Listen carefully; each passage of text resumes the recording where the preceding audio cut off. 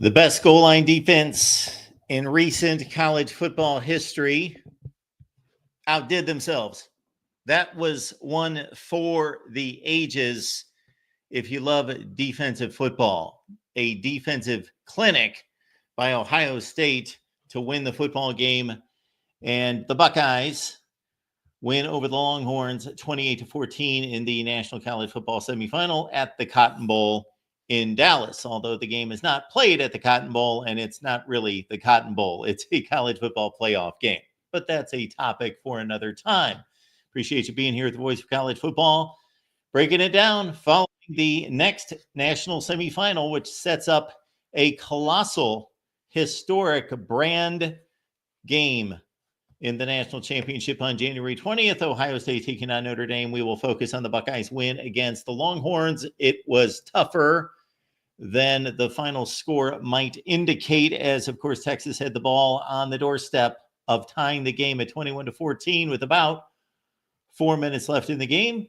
And the Buckeyes defense once again turned Texas away with an exceptional play between the tackles and then stringing out a play in which Caleb Downs forced the runner outside and Lathan Ransom finished him off. And that set up the legendary play by Jack Sawyer, who, as he was scampering down the sidelines, I was thinking the same thing as was posed to him a number of times by both Holly Rowe and Reese Davis. This guy is a Buckeye legend. All right, we will be checking out the chat, of course. We appreciate your contributions right here at the Voice of College Football. So if you would like to be heard, seen, and so forth, you can call. The call-in line is there in the chat. And if you would like to have your questions and comments posted and responded to, of course, we got the Super Chat available for you. Venmo, PayPal, and Cash App is actually the most effective way to contribute here at the Voice of College Football. When the best football team in America is playing its A game, then that's the result. All right, let's kick it off to Real MVPs on the line. Hey, Mark, how you doing this evening? Hey, to Real. Well, how do you feel about this game? Because for large portions and stretches of this game, I thought Texas played like the better team, but Ohio State only had 2 or 3 plays that were really crucial for them winning this game. So how'd you feel about the game? I think Ohio State is decidedly the better football team. Really? I think Texas had a flurry in the fourth quarter, but besides that, Ohio State was by far the better team. They doubled them up in yardage in the first half. They had complete control of the football game from the standpoint of playing better. They didn't on the scoreboard, certainly. And then after that, yeah, Texas had a flurry, but no, in no way did and of course, I have a different perspective, but of course I try to shed that perspective, but I think the stats would bear me out. And if you really went back and looked at the game flow, yes, Ohio State was a better football team than Texas on this night. Right. Well, I know Ohio State doubled them in yards in the first half, but how much of that was because of the 75-yard screenplay? Because that play, in my opinion, was the key turning point of the game. I mean, that was inexcusable to allow that to happen. I mean, there wasn't even a defender that was a factor in that play. Okay. Are we going to be eliminating plays? No. But if we're analyzing football games, we need to take into account, was the dominance of the game over the course, or was it just 2 or 3 key plays that determined the outcome of the game? And I'm just saying from the style of game, I believe 2 or 3 plays was the difference in the game. I believe the strip sack was the difference from Jack Sawyer and the screen pass. And Ohio State deserves all the credit. I'm not taking anything away from them. But this wasn't a 28-14 game where I thought, man, Texas has no shot of winning this game, or they didn't belong in this game, or you had your callers yesterday saying we should declare Ohio State the national championships. No, I thought Texas hung in there. I think they hung in there well. I thought their run game was improving over the course of the game. I thought their defensive line toward the end of the game was getting after Howard in a way Oregon and Tennessee couldn't do. And I thought they shut down Jeremiah Smith well. So I think those things need to be factored into it. Ohio State, in my opinion, is the better team. I believe they are the best team in the country. I believe that they were going to win this game. I said it. But I also said don't be surprised if Texas doesn't put up a fight. And I think my analysis of the game yesterday was spot on. And I believe if they play this game 10 times, I believe Ohio State wins 7-3, 6-4 on a neutral site. Is that about right? I'd go along with that. I don't disagree with anything that you said. It's pretty close to what I did. And hopefully people are getting my picks on Patreon and making a lot of money, because it only costs like $5 to get my picks, and you could make a zillion going 10-0. But anyway, we'll go for 11-0 in the national championship game. And I did pick Ohio State to cover the spread. I was back and forth on that one, but I went with the Buckeyes covering the spread. Yeah. Oh, Texas was a worthy opponent. They were 1 yard away from tying the game with 4 minutes left in the game. Absolutely. You will not hear any word come out of my mouth approaching domination, maybe some game control at times in the first half, but it was a great football game. Right. I think everybody presuming Ohio State was just going to waltz in there and win by 40 was a bit premature. Everyone? Huh? I talked to a lot of people last night that were expecting a really good football game, as I was. Yeah, I know, but there were some people just saying we need to hand Ohio State the national championship trophy as well. So there was a mix between the two crowds, and Vegas had Ohio State over the field, which I thought was insane. I think Ohio State should have been the clear favorites, but I think having the other three should have been 51-49 type thing for the other three. Just again, my opinion. 2 plays, Mark, to explain Sark and why I love him and hate him. Okay. My 4th and 1 play, Mark, is probably the best play I've seen all season in terms of creativity. And honestly, seeing that play, I expect that type of play to be run a lot in the NFL and college football going forward, because I don't know how you stop it. You got to factor in a guy running up the middle and the perimeter. If you have a speed guy catching the ball, I mean, how do you stop that play, Mark? Seriously, how do you stop that 4th and 1 play? Well, I made the comment last night that I don't necessarily consider, because it would take a lot of research to determine whether Steve Sarkisian is the best play caller in the country, because a lot of factors go into that. It's not just designing plays. It's knowing how to call the right plays for the personnel on the field and the personnel on your roster, and knowing the game situation, also factoring in how your defense is playing, and all those things, I believe, go into the moniker of play caller. But when you talk about a schemer, a designer of plays, Sarkisian's the best. I said it last night. I've been saying it since really the 2020 national championship game, ironically, against Ohio State, was the first time I thought, yeah, this guy's designing plays that I don't see run by anybody else. Right. As a Chiefs fan, I hope we pick that up. I like that play has a lot of potential, Mark, in the future. Kind of like how the tush push, everybody a few years ago thought of it as a novelty play by the Philadelphia Eagles, and now everybody's running it on 4th and short situations and 3rd and short situations. That's the type of play I'm talking about. But the other side, Mark and Sark, that I think frustrates people is that 2nd and goal play with about 2.5 to 3 minutes, Mark. Why don't you just run the ball up the middle or throw it? Why are you doing this sweep play? I mean, I don't get it. I like giving the ball to the quarterback there to throw it on 2nd and goal. But what was your thought on that play call? Well, before mentioning that, you mentioned the Bush push, the tush push. Yeah, well, it was originally the Bush push. Ohio State should have run that a few times themselves, where they tried to outsmart themselves, and they should have run just a standard quarterback sneak. Would have worked just fine for them a couple times where they had to give up the football.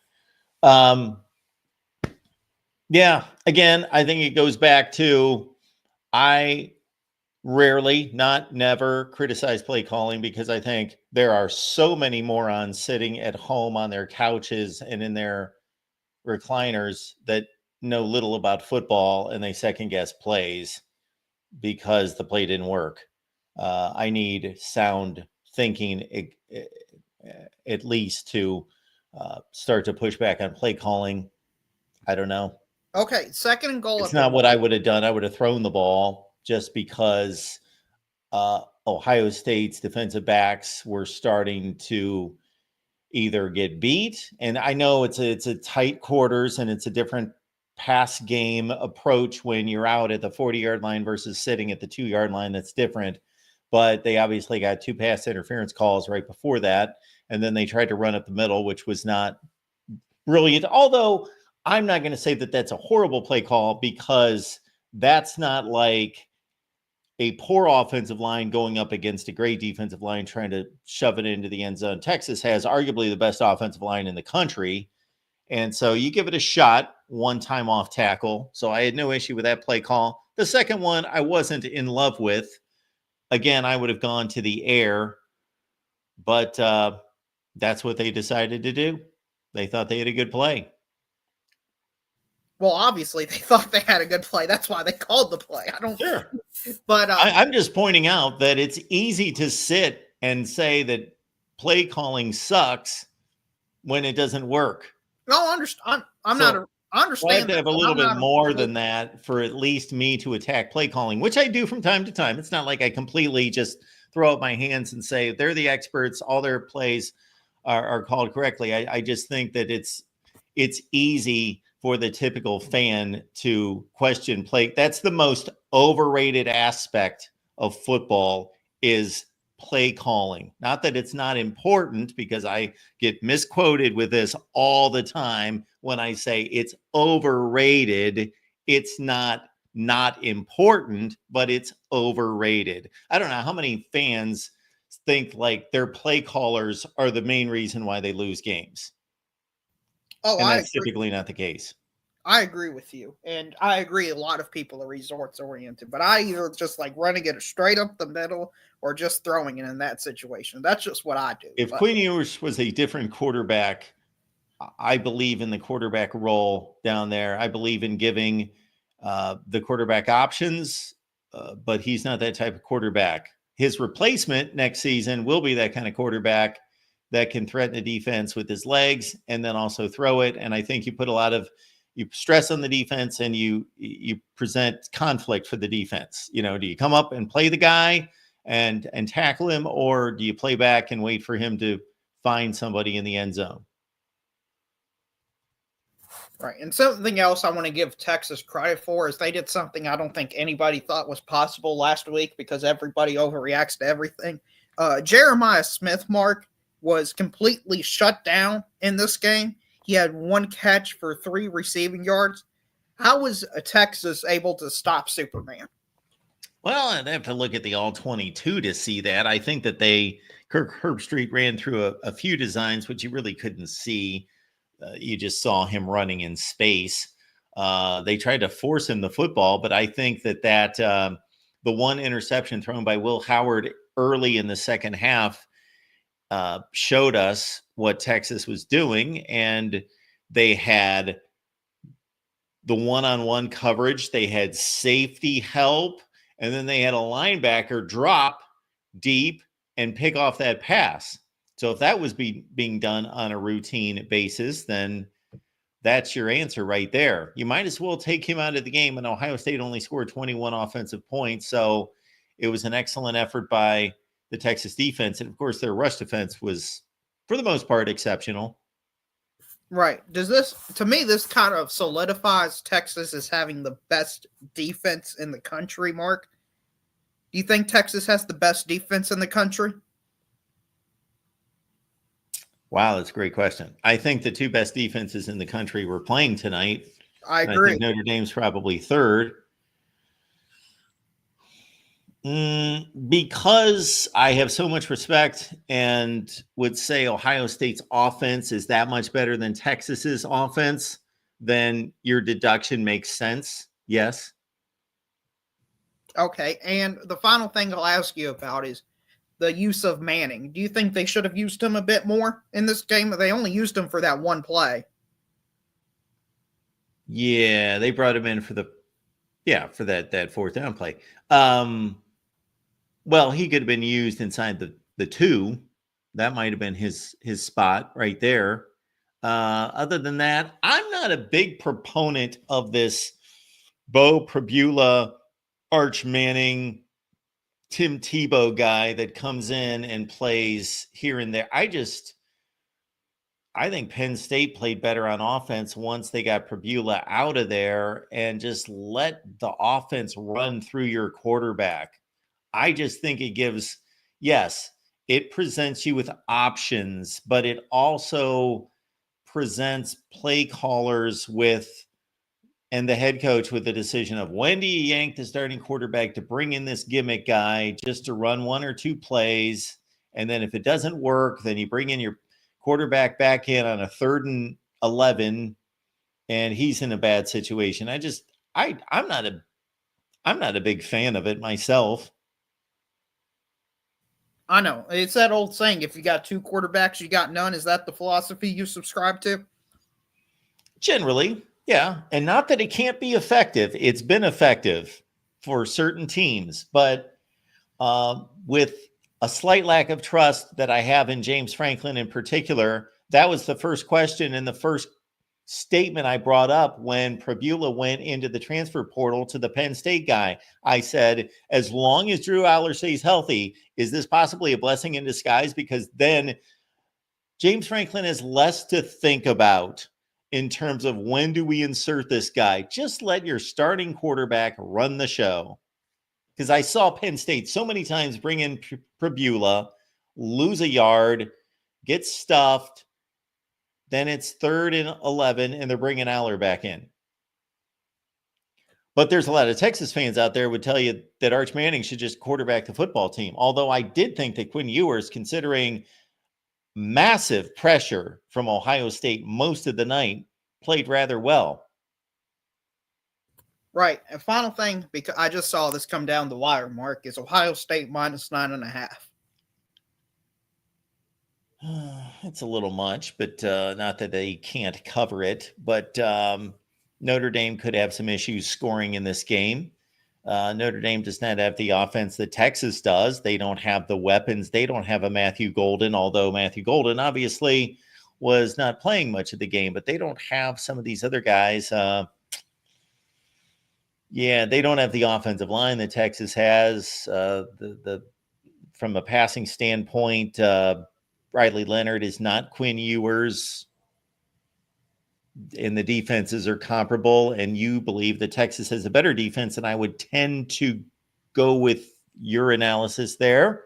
I would tend to go Texas on the defensive side over Notre Dame slightly. So, yeah, Ohio State can win this game by 10. Sure they can. It's a fair line. I'm just thankful this went full circle for Hyundai. He lost a national championship because a wide receiver went down for the opposing team. And now he's going to win a national championship because an opposing wide receiver went down for the opposing team. So I'm looking forward to Dr. Buckeye squaring that circle for me. Have a good one, Mark. Thanks, DeReal. Well, it appears as though DeReal MVP believes that if Matthew Golden played tonight, that Texas would have won the football game. I tend to not think that. Ohio State was the decided better team in this game, and Matthew Golden didn't do anything when he was in the game. He's a great player. He was remarkable against Arizona State in particular. He's an excellent player, no doubt. All right, let's keep it rolling here at the Voice of College Football. Let's be looking out for anyone who is, unfortunately, I really need to do a better job of keeping track of this. So my apologies that if you're a member, either on Patreon or here at the Voice of College Football as a YouTube member, I should be going to you first, but I don't have that list in front of me. We do like to run that on the bottom of the screen. So we like to recognize our many members. Here are some of them. You see with Madamus, Prime Entertainment, and HOF City Gaming, and Katrina and Tony Barber, and so forth and so on. So we pay recognition, and we appreciate those fine folks for contributing here at the Voice of College Football. So I need to keep a lookout for those folks, because you should be moved to the front of the line if you call at any point. Let's see, who else do we have here? We got, of course, John. We got Mark. We got William. We got Joseph, David, Sean, Exploring with Ben, Jackson, Peter, Daniel. And I actually didn't get to list everyone. Let's see. Will and D. Very nice. Shoelace Sooner, Matthew, Jeffrey, Thomas, Tim, Hoodie Kid, Buckeyes Battle Cry, Shane, Keith, Eric. I'm memorizing all these names because if any of these people call, they should be given first preference. Other than our hosts, who I have told that if you're a host here at the Voice of College Football, you're a content creator, you go to the back of the line because we want our viewers to get first dibs. So if I see any of these people pop up like Will called us last night, he should have been, boom, at the front of the line. So I do apologize for that. All right. I don't see any of those fine folks, so we'll go to David Greenshield here. Wow, Mark. Wow. You took a while, and I'm going to address Darreel's false comparison here in about a minute, but I thought maybe you were going into the closet to get the Art Schlichter jersey, Mark. I was kind of hoping you might break it out tonight. No, I was driving back from my friend's house. Oh, really? Okay. Yeah, all we right. enjoyed the game. Wow. Just a few. That was fun. Yeah, it was great. It was great. I want to say a few things. First of all, my score prediction was close. I think I said 28-17 last night, which I was in the neighborhood. I think Buckeye fans, I want to say something. I don't know if I would say decidedly better. I don't know if I would say decidedly. I would say better, but I don't know if I would add the decidedly part. And here's where I'm going to try to be a little bit of objective or more objective Buckeye fan than maybe most. And I was in some chats and heard some Buckeye fans screaming about the Chip Kelly play calling and what happened in this game. No doubt about it. But I have to say, Mark, let's give a little bit of credit to Texas. I just want to say that. I thought their defensive coordinator came in with a very good game plan. I mean, he watched the Rose Bowl. I mean, it wasn't going to be, hey, pencil in Jeremiah Smith for 200 yards again. I mean, let's just be real here. I guarantee if somebody was watching that all 22 and looking at some of those replays, he was taking a little bit of the Belichick philosophy. He was shading the safety over there. He was giving him extra coverage. Yeah, the throw early in the game, could have been better by Howard, but they still scored a touchdown on that first drive anyway, even though he missed the throw. And, Howard was off on a few throws, I will say that. But their coverage was good. They ran some good blitzes to generate a pass rush in the third quarter. I will say this about Ohio State. The undisciplined penalties were absolute garbage. I mean, the Travion Henderson punch the dude in the face thing was a joke. Now, I will say that did flip the momentum because if Ohio State, if he doesn't do that, I don't know, it could have gotten to a different position because I think Ohio State was moving the ball. What were they at, Mark? I think the 38-37 on that drive. Yeah.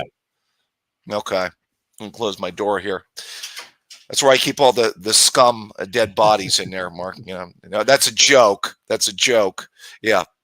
But in any case, I will just say, I think that if you look at it, that was clearly a momentum changer in the game. I think from that point, Ohio State was a little bit off, but I think you got to give some credit to the Texas defense, Mark, especially in that first half.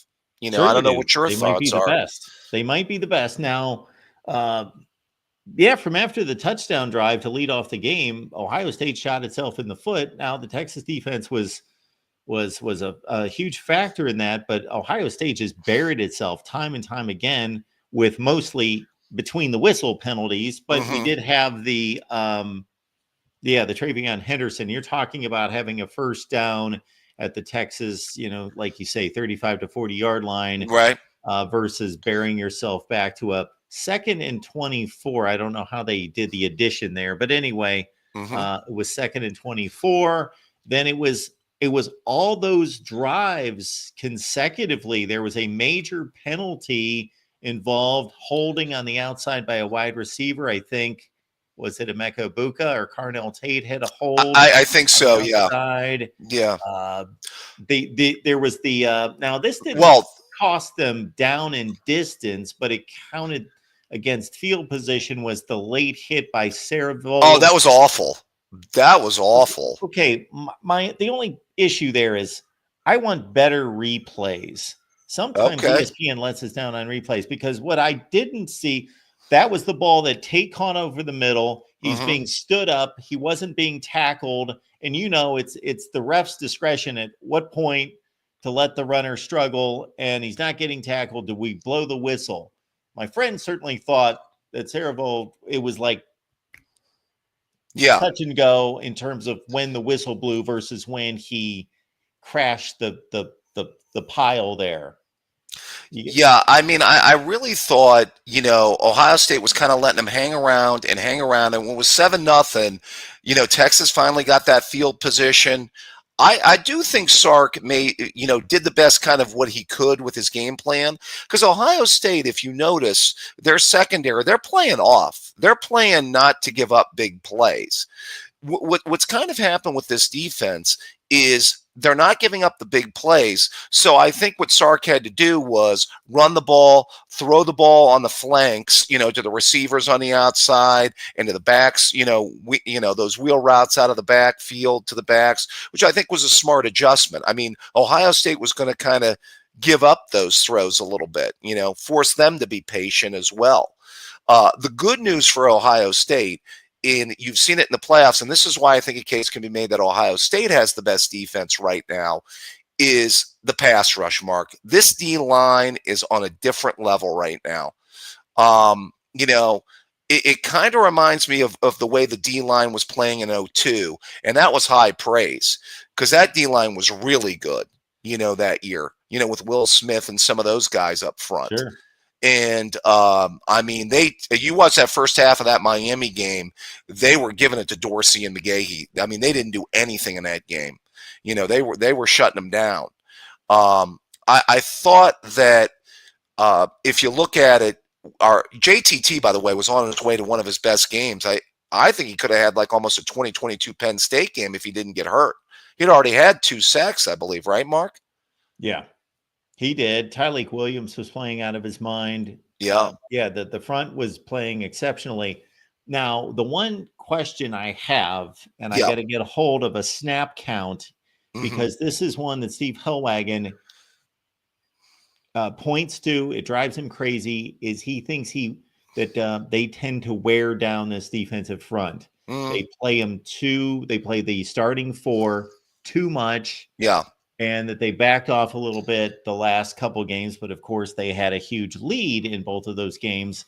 And I was wondering that watching Texas start to mount a ground game in the fourth quarter more consistently. And I'm still seeing Sawyer, JTT, still seeing Tyreek. I'm still seeing the starting 4 over and over, except for when JTT, of course, got hurt, and then they brought in good Lord, 97. Jackson. Yes. Tyreek Jackson. Yeah. And other than that, I was trying to notice who was in there to see if maybe they were grinding those guys down into dust again. Right. I will say, a little bit with the play calling, I was disappointed in that third quarter. There was a couple of points when I knew this thing was coming right down to the wire.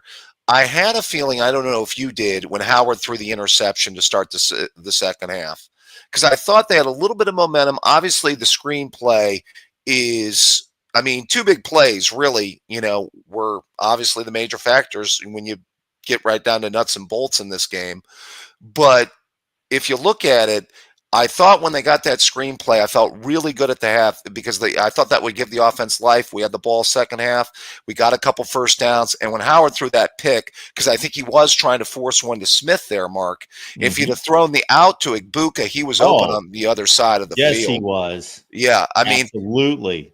So as much as people want to say also this was play calling tonight, Howard was off too. You know what I mean? Now, I will say that last drive, I mean, after Texas tied it, he came through. And credit Chip Kelly on the fourth down call with the run. I thought they were going to just try some rollout pass or something like that. And, on 4th and 2, Yeah. I didn't have a feeling they were going to run quarterback run there, but really good call there. Yeah, that was not my thought either. Now, if that would have been stuffed, I would have somewhat questioned it, I got to say, because again, 4th and short with the quarterback run, hiking the ball back 5 or 6 yards, I'm never a fan of, but they Right. certainly had the play designed in terms of the blocking concept to make it go.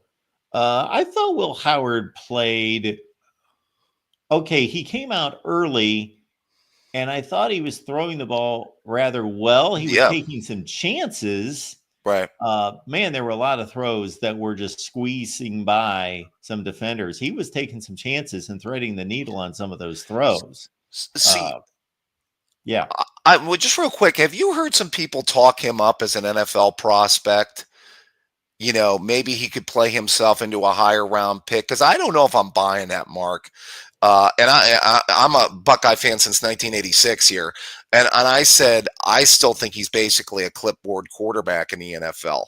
I mean, I think he throws intermediate routes pretty well. He came out on that first drive and throws some intermediate stuff pretty well, the out and the crossers and some stuff like that. But a couple of things. The deep ball is still a little questionable. I think he can throw it, but there's times when he underthrew it. I mean, you go back and look at the Rose Bowl touchdown to Smith, that ball was underthrown. Smith was open by 20 yards, the touchdown in the Rose Bowl that made it 24 to But nothing. was he intentionally throwing it that way because Smith was so wide open? Well, at times, if you've got, I hear Troy Aikman talk about this all the time, that there are some young quarterbacks sometimes that they get a wide open receiver and they want to make it look pretty and hit him in stride when you don't need to hit him in stride because the guy's just standing there wide open. So just throw him the football. So right.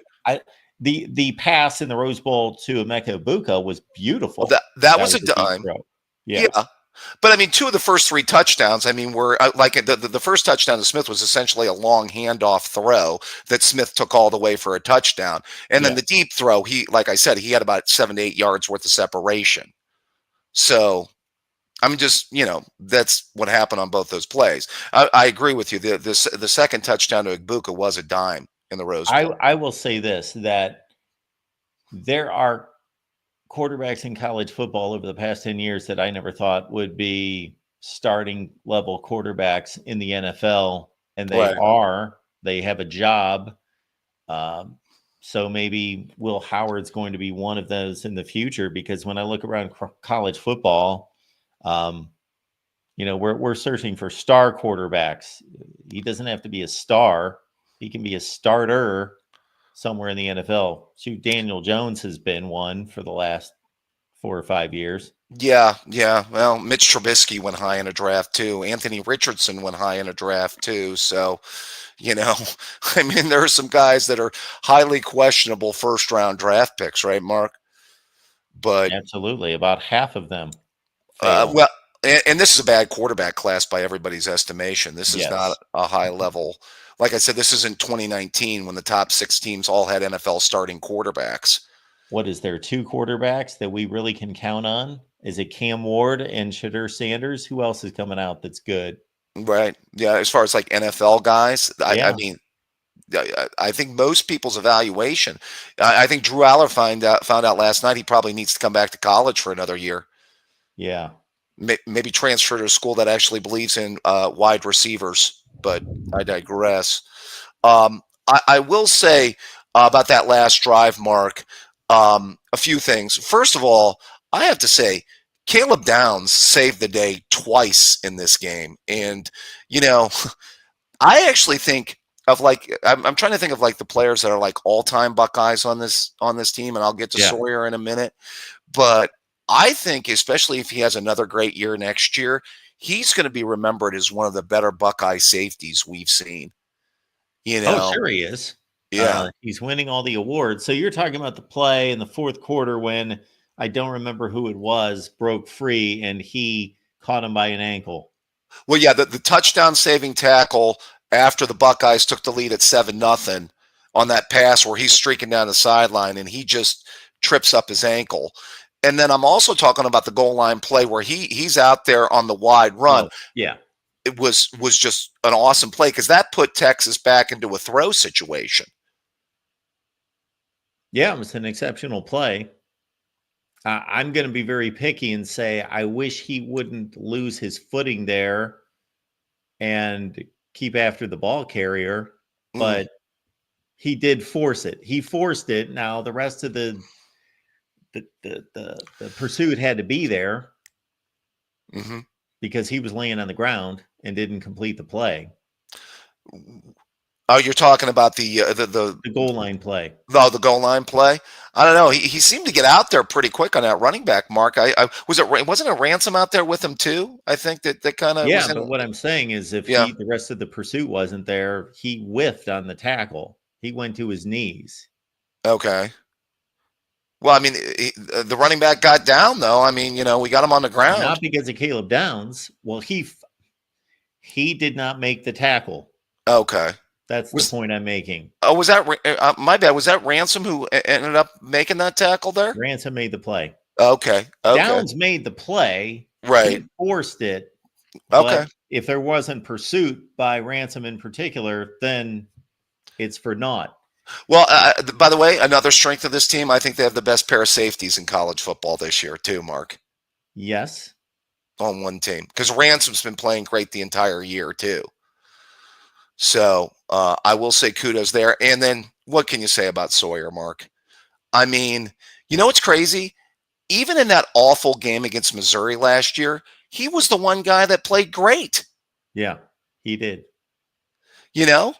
I think he loves trips to Jerry World, right, Mark?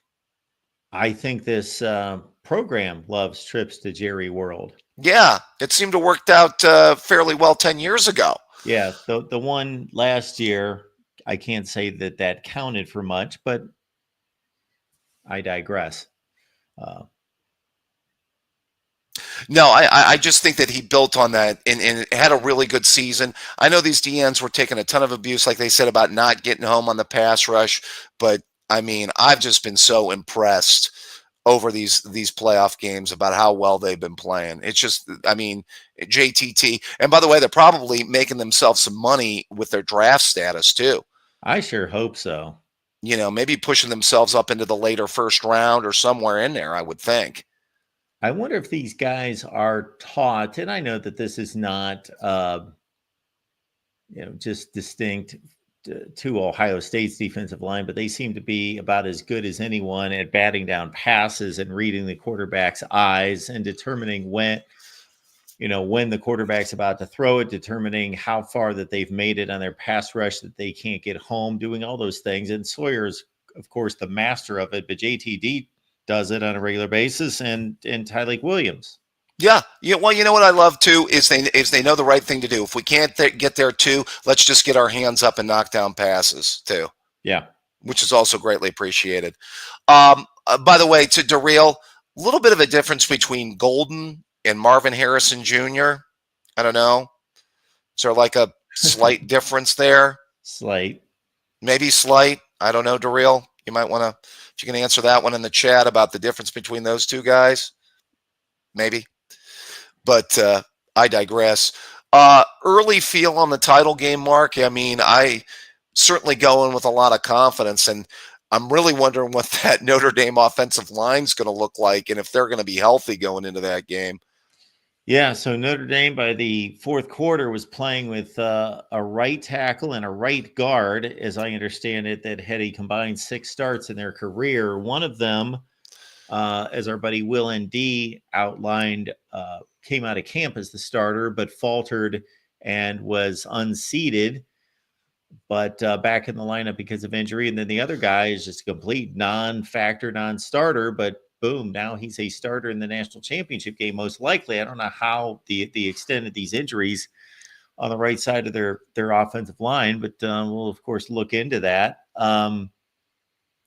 Yeah, Ohio State's a better football team in every such way. Notre Dame's got an outstanding defense, Right.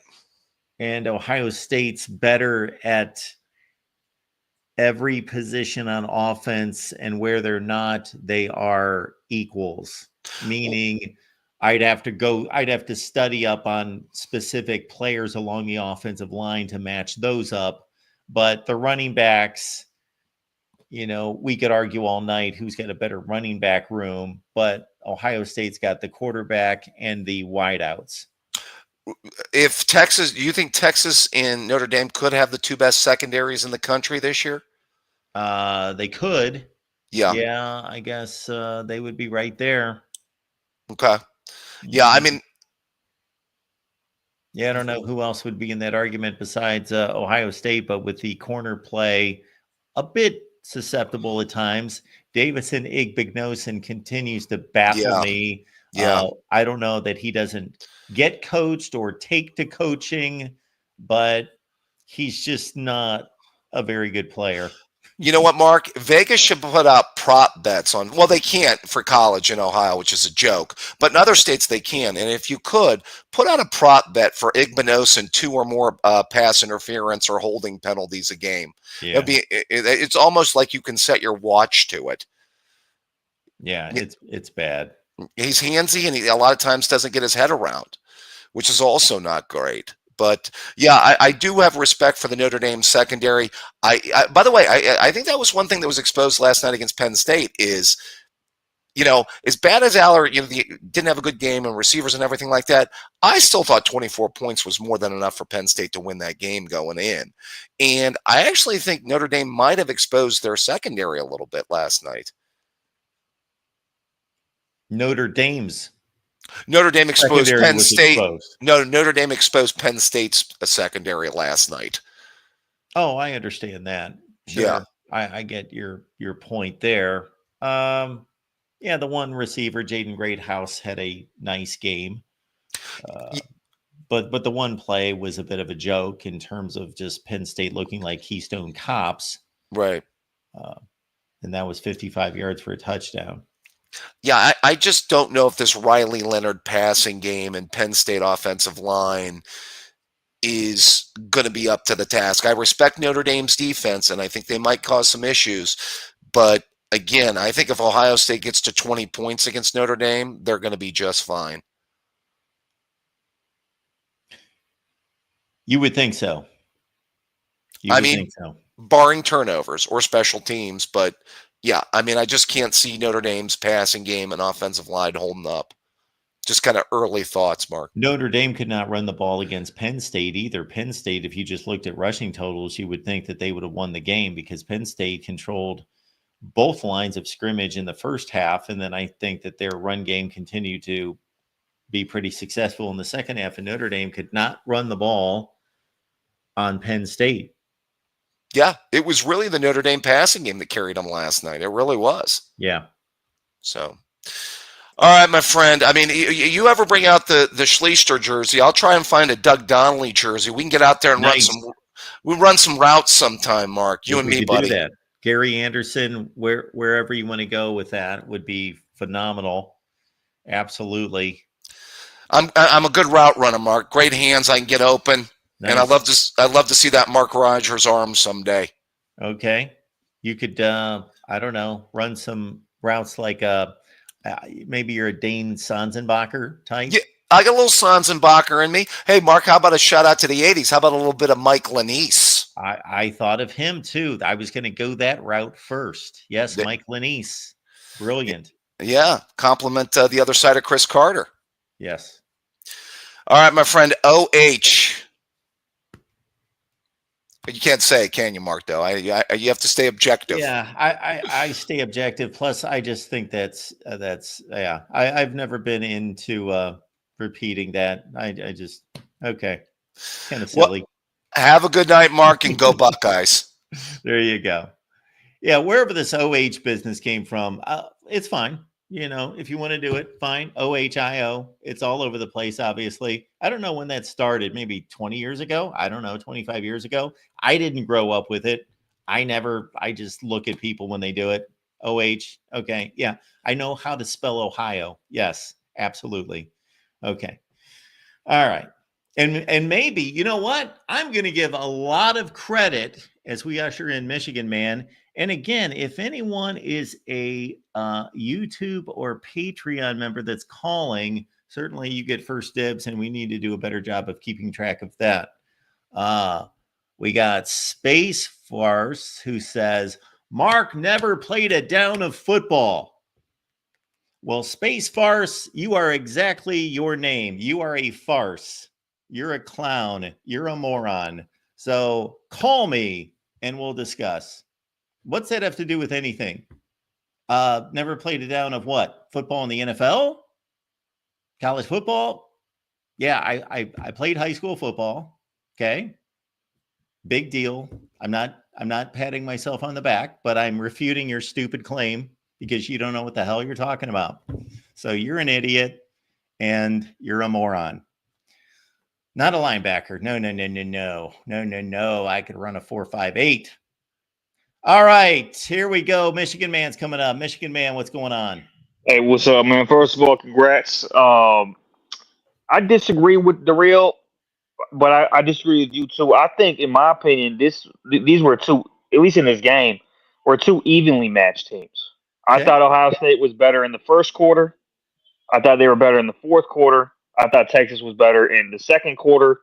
They were better in the third quarter, and it came down to really a couple plays. It came down to the screen pass, and this play hasn't been talked about on the long touchdown drive on Ohio State. And this is the play calling thing. I get it.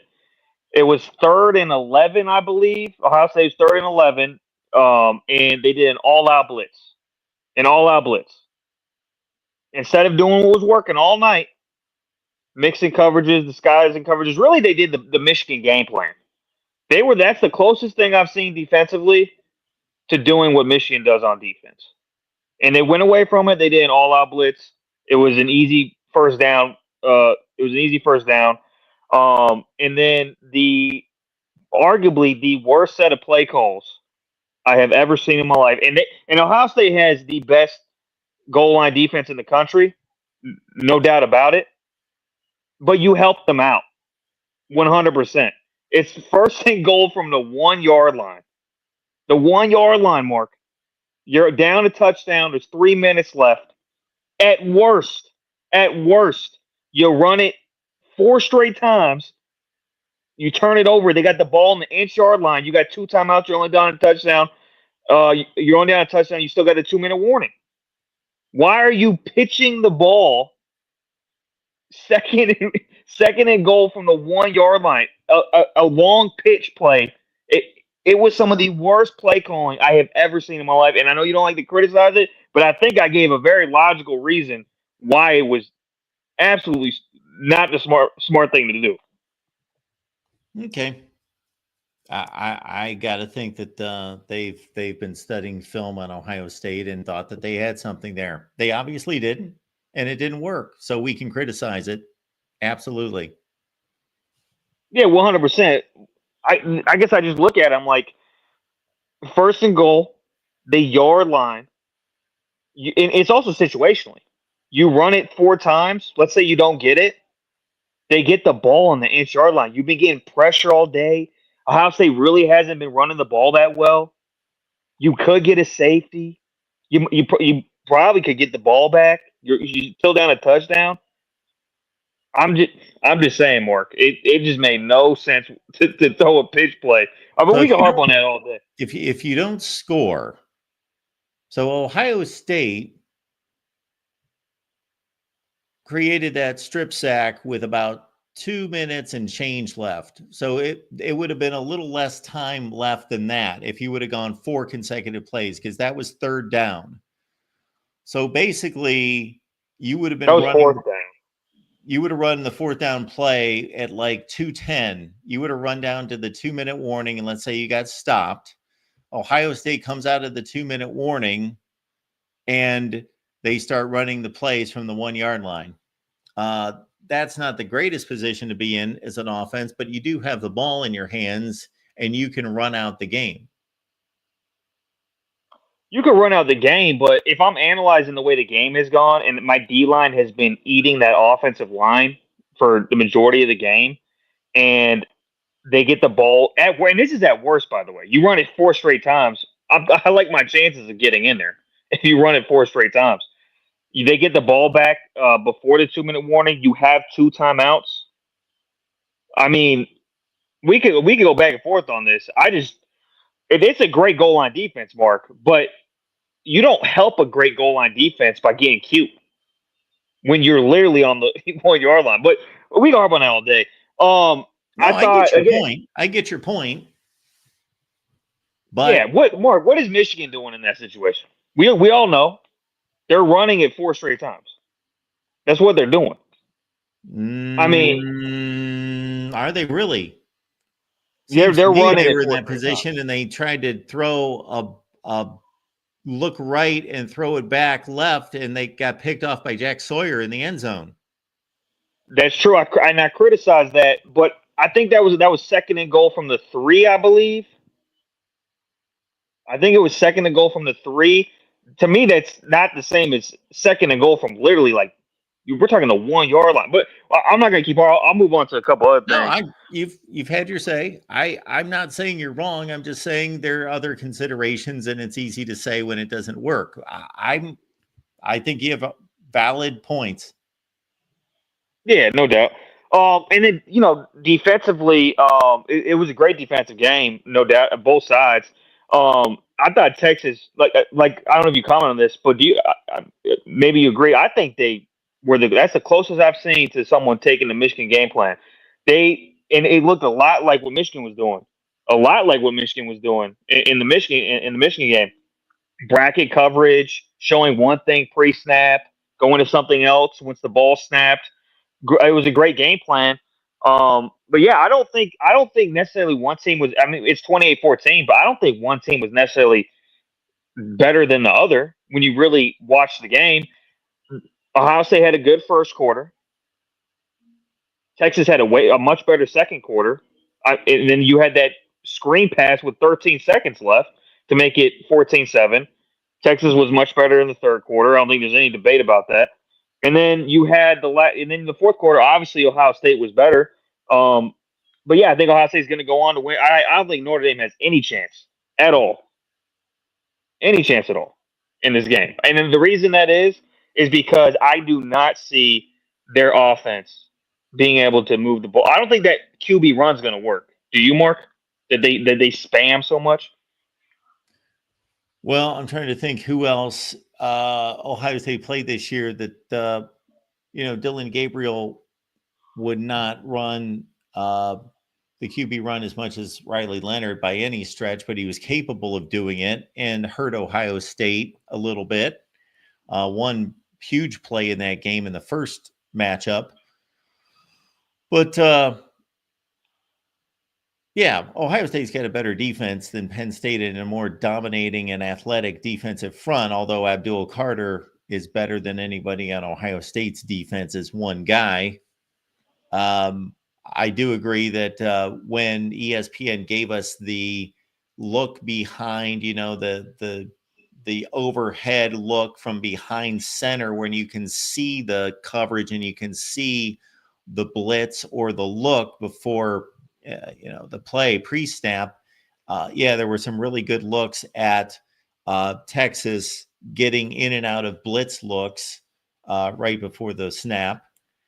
Yeah, it was literally the Michigan game plan. If you go back and watch what Michigan was doing, they were doing, like I had said before, they were bracketing Jeremiah Smith, and they were showing one coverage pre-snap. And this is the thing with Will Howard now, and we've seen this in multiple games now.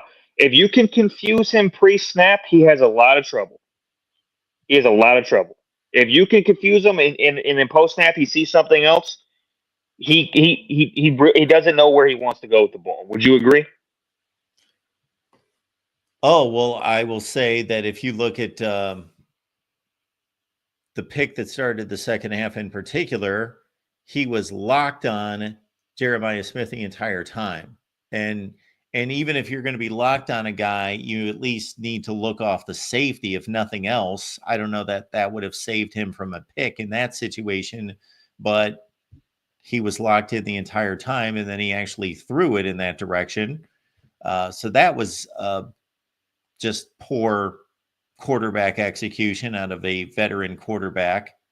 The thing that I will say that Ohio State did in this game that they didn't do against Texas or against Michigan in facing this defensive game plan is that they didn't give into it. They didn't try to jam a square peg in a round hole and just force the run. They continued to drop back and throw it most of the time. Tried to be balanced, didn't try to muscle up like they did against Michigan.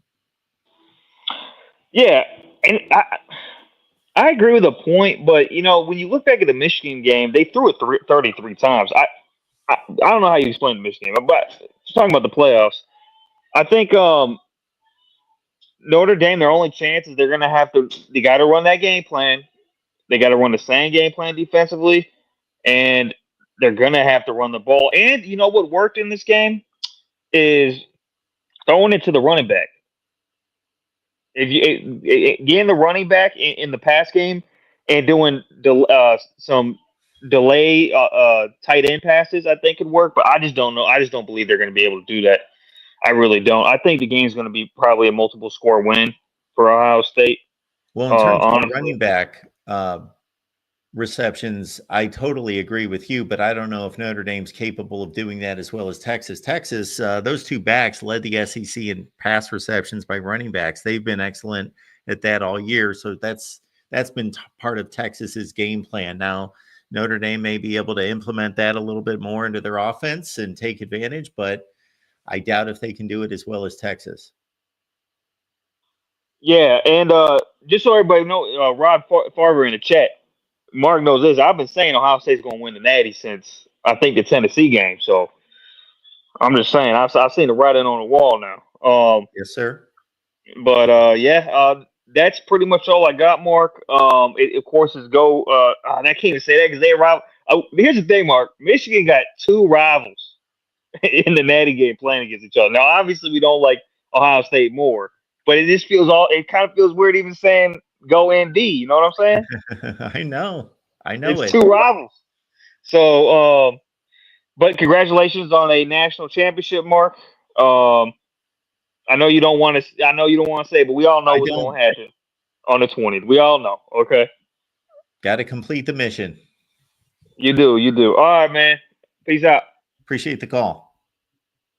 Michigan man chiming in. Always good to hear from him. All right, we keep it rolling here at the Voice of College Football. We appreciate the contribution coming in from Drew McFly, who says, put Lou Holtz in witness protection this week. Michigan man down bad tonight. And then we also would love to honor David Sobel, who showed up for us last night. David, we appreciate your support, your loyalty, appreciate your super sticker there. And another super sticker coming in from David. Thank you so much for that. Let me clarify the play calling situation. I have no issue with any of you calling in and saying any team, any coach, any offensive coordinator screwed up on play calling because they're not perfect.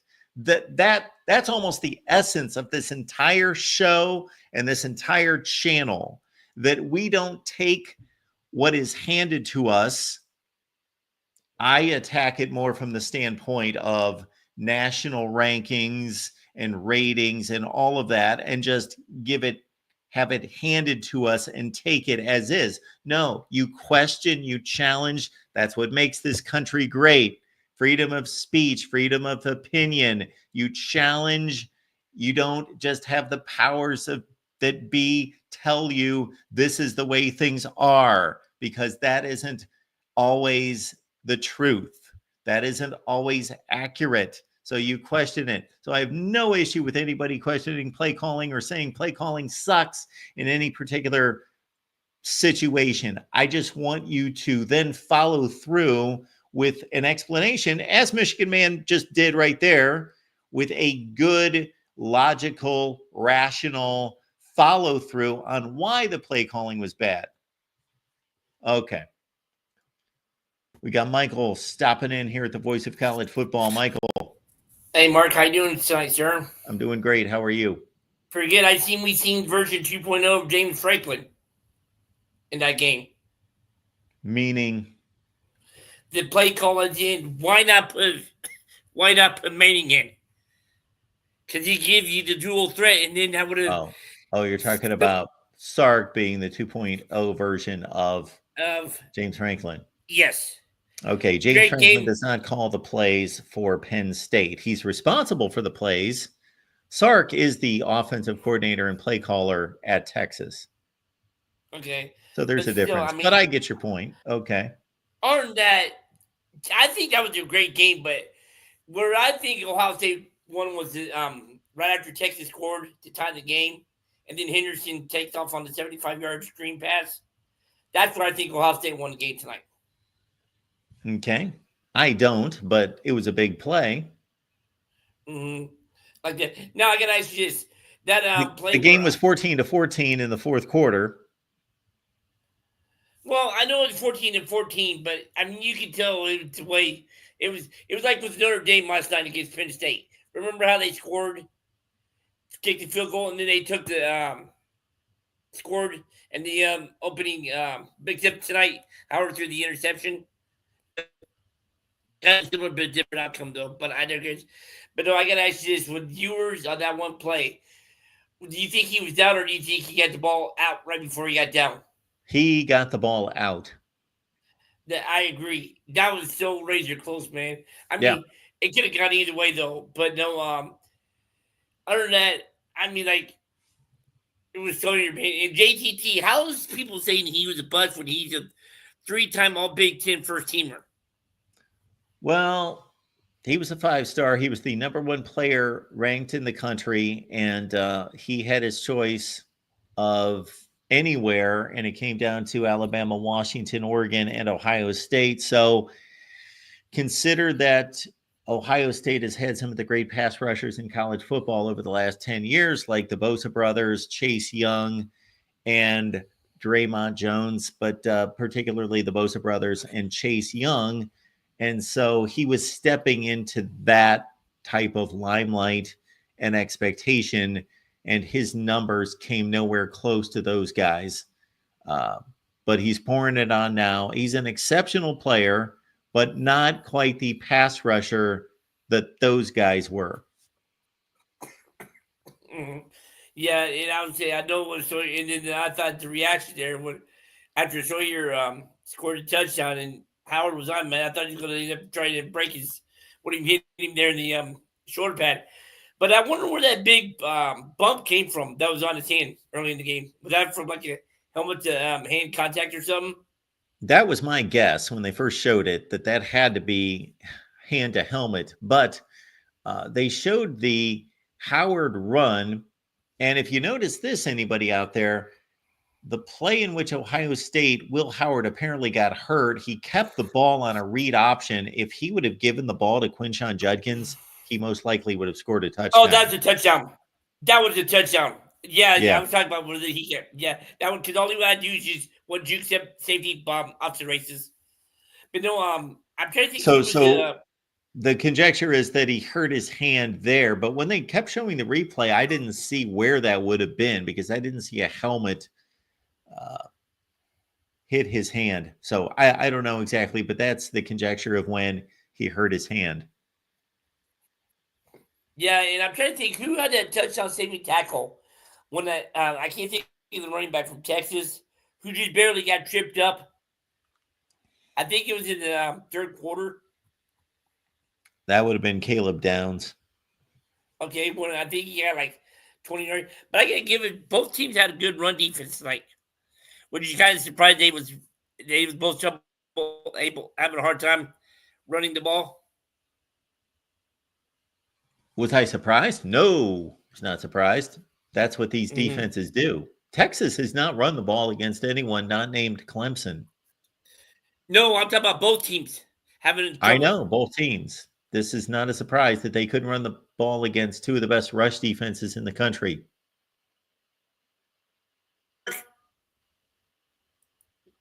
You there? Hello, Michael. I think I lost you. I'm here. Can you hear me? We got you. All right. No, I was gonna say one last thing because I'm having internet trouble and stuff like that.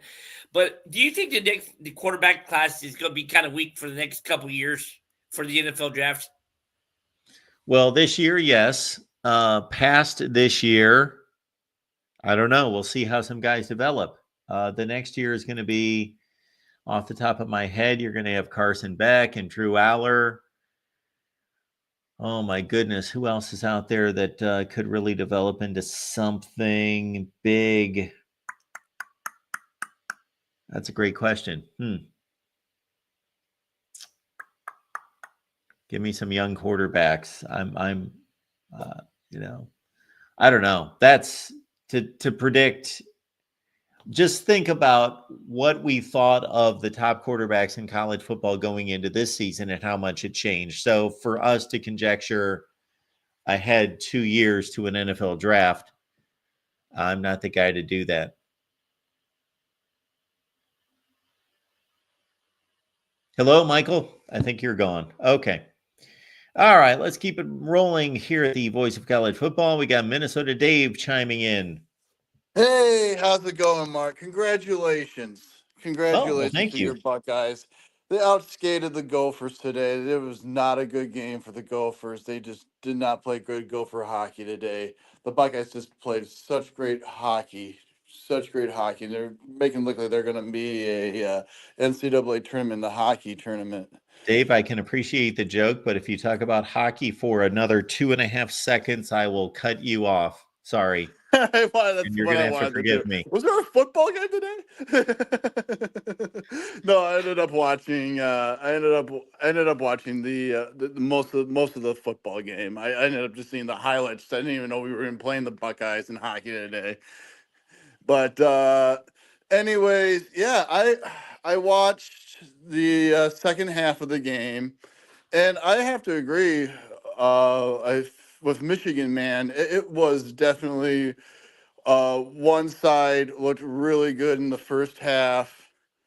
Ohio State looked really good in the first half, and then or the first quarter, I should say, and then the second quarter was Texas, and then I saw tuned out for a little bit, came back to the game with right around the fourth quarter, and it looked like Ohio State played really, really well moving the ball. That fourth down call, I have no idea why Texas was almost in pass coverage on that QB sneak with when they had a 4th and 2 play, and he just went right through it. And luckily for him, he did trip up and didn't score right away because they melted that clock a lot more. Yeah. That was really good. That was actually kind of lucky that Ohio State did, because I think that Texas also that pitch out play. I just that's not a great call on 2nd and 1. I would have tried to at least pound it in a little bit. Well, they You tried know, the first down. yeah, but try it again. And then maybe try something a little bit on 3rd, but and then 4th down. But yeah, that was a great goal line stance, like you said, and just I feel so happy for the kid that picked up the made the tackle on the Yes. 3rd down play and picked up the ball, because he was just getting ratted on after that Michigan game. The way he ripped off the flag, and then getting so angry about it, and everyone was just making fun of him on the internet, and he was even saying that he was just having a hard time even going to bars and stuff at Ohio State after that, and couldn't go to his favorite Buffalo Wild or his favorite wings place. So I feel good for that kid. I mean, it's going to be a great championship game. I think it's going to be a little bit of a holy miracle for Notre Dame to win. I think Ohio State will be the better team, and I just think offensively Notre Dame just has very, very one-dimensional. if you can stop their one dimension of running the ball or the quarterback sneak all the time and the shotgun play. I mean, the kid, he's an okay passer, but he's not great. He's just not great. But yeah, that's pretty much it, Mark. I have nothing else to really say about this. All right, Minnesota Dave, we appreciate you being here. All right. Talk to you later, Mark. Have a good night. Thanks, man. Let's see. We got a comment coming in here from Landry Rogers. Landry Rogers. Name strikes a bell. Rings a bell, possibly. Landry Rogers says, your boys are going to the big game.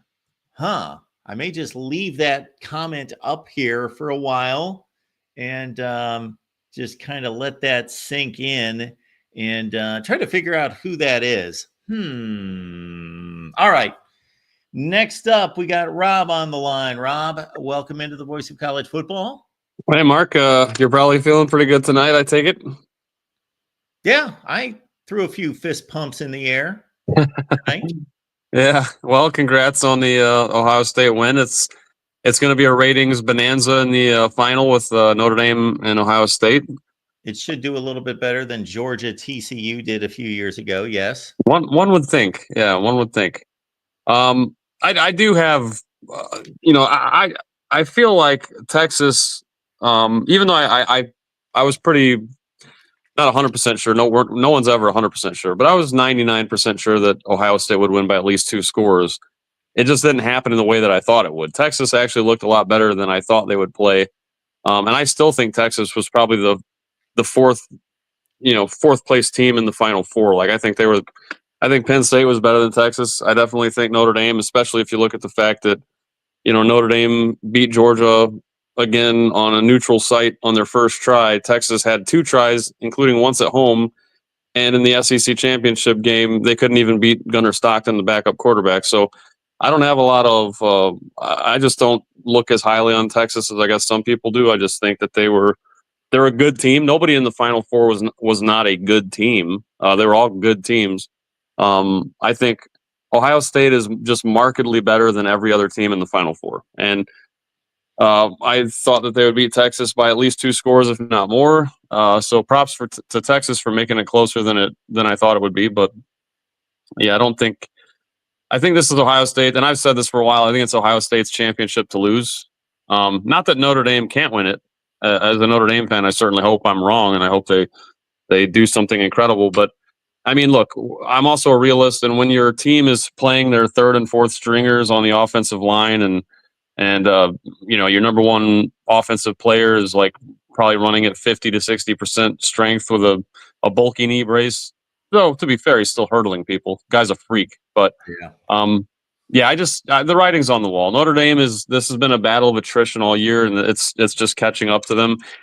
Like I said last night, the fact that they got to the championship is impressive enough for me. Like if Ohio State wins by 2 scores or more, I'm still gonna feel like this is a great season for this team because of all the adversity they went through. But yeah, I do think I'm hoping Notre Dame can make a game of it so we can have one last great college football game. Because the last 2 games here, the semifinals have been pretty good. Like, that was a good game tonight.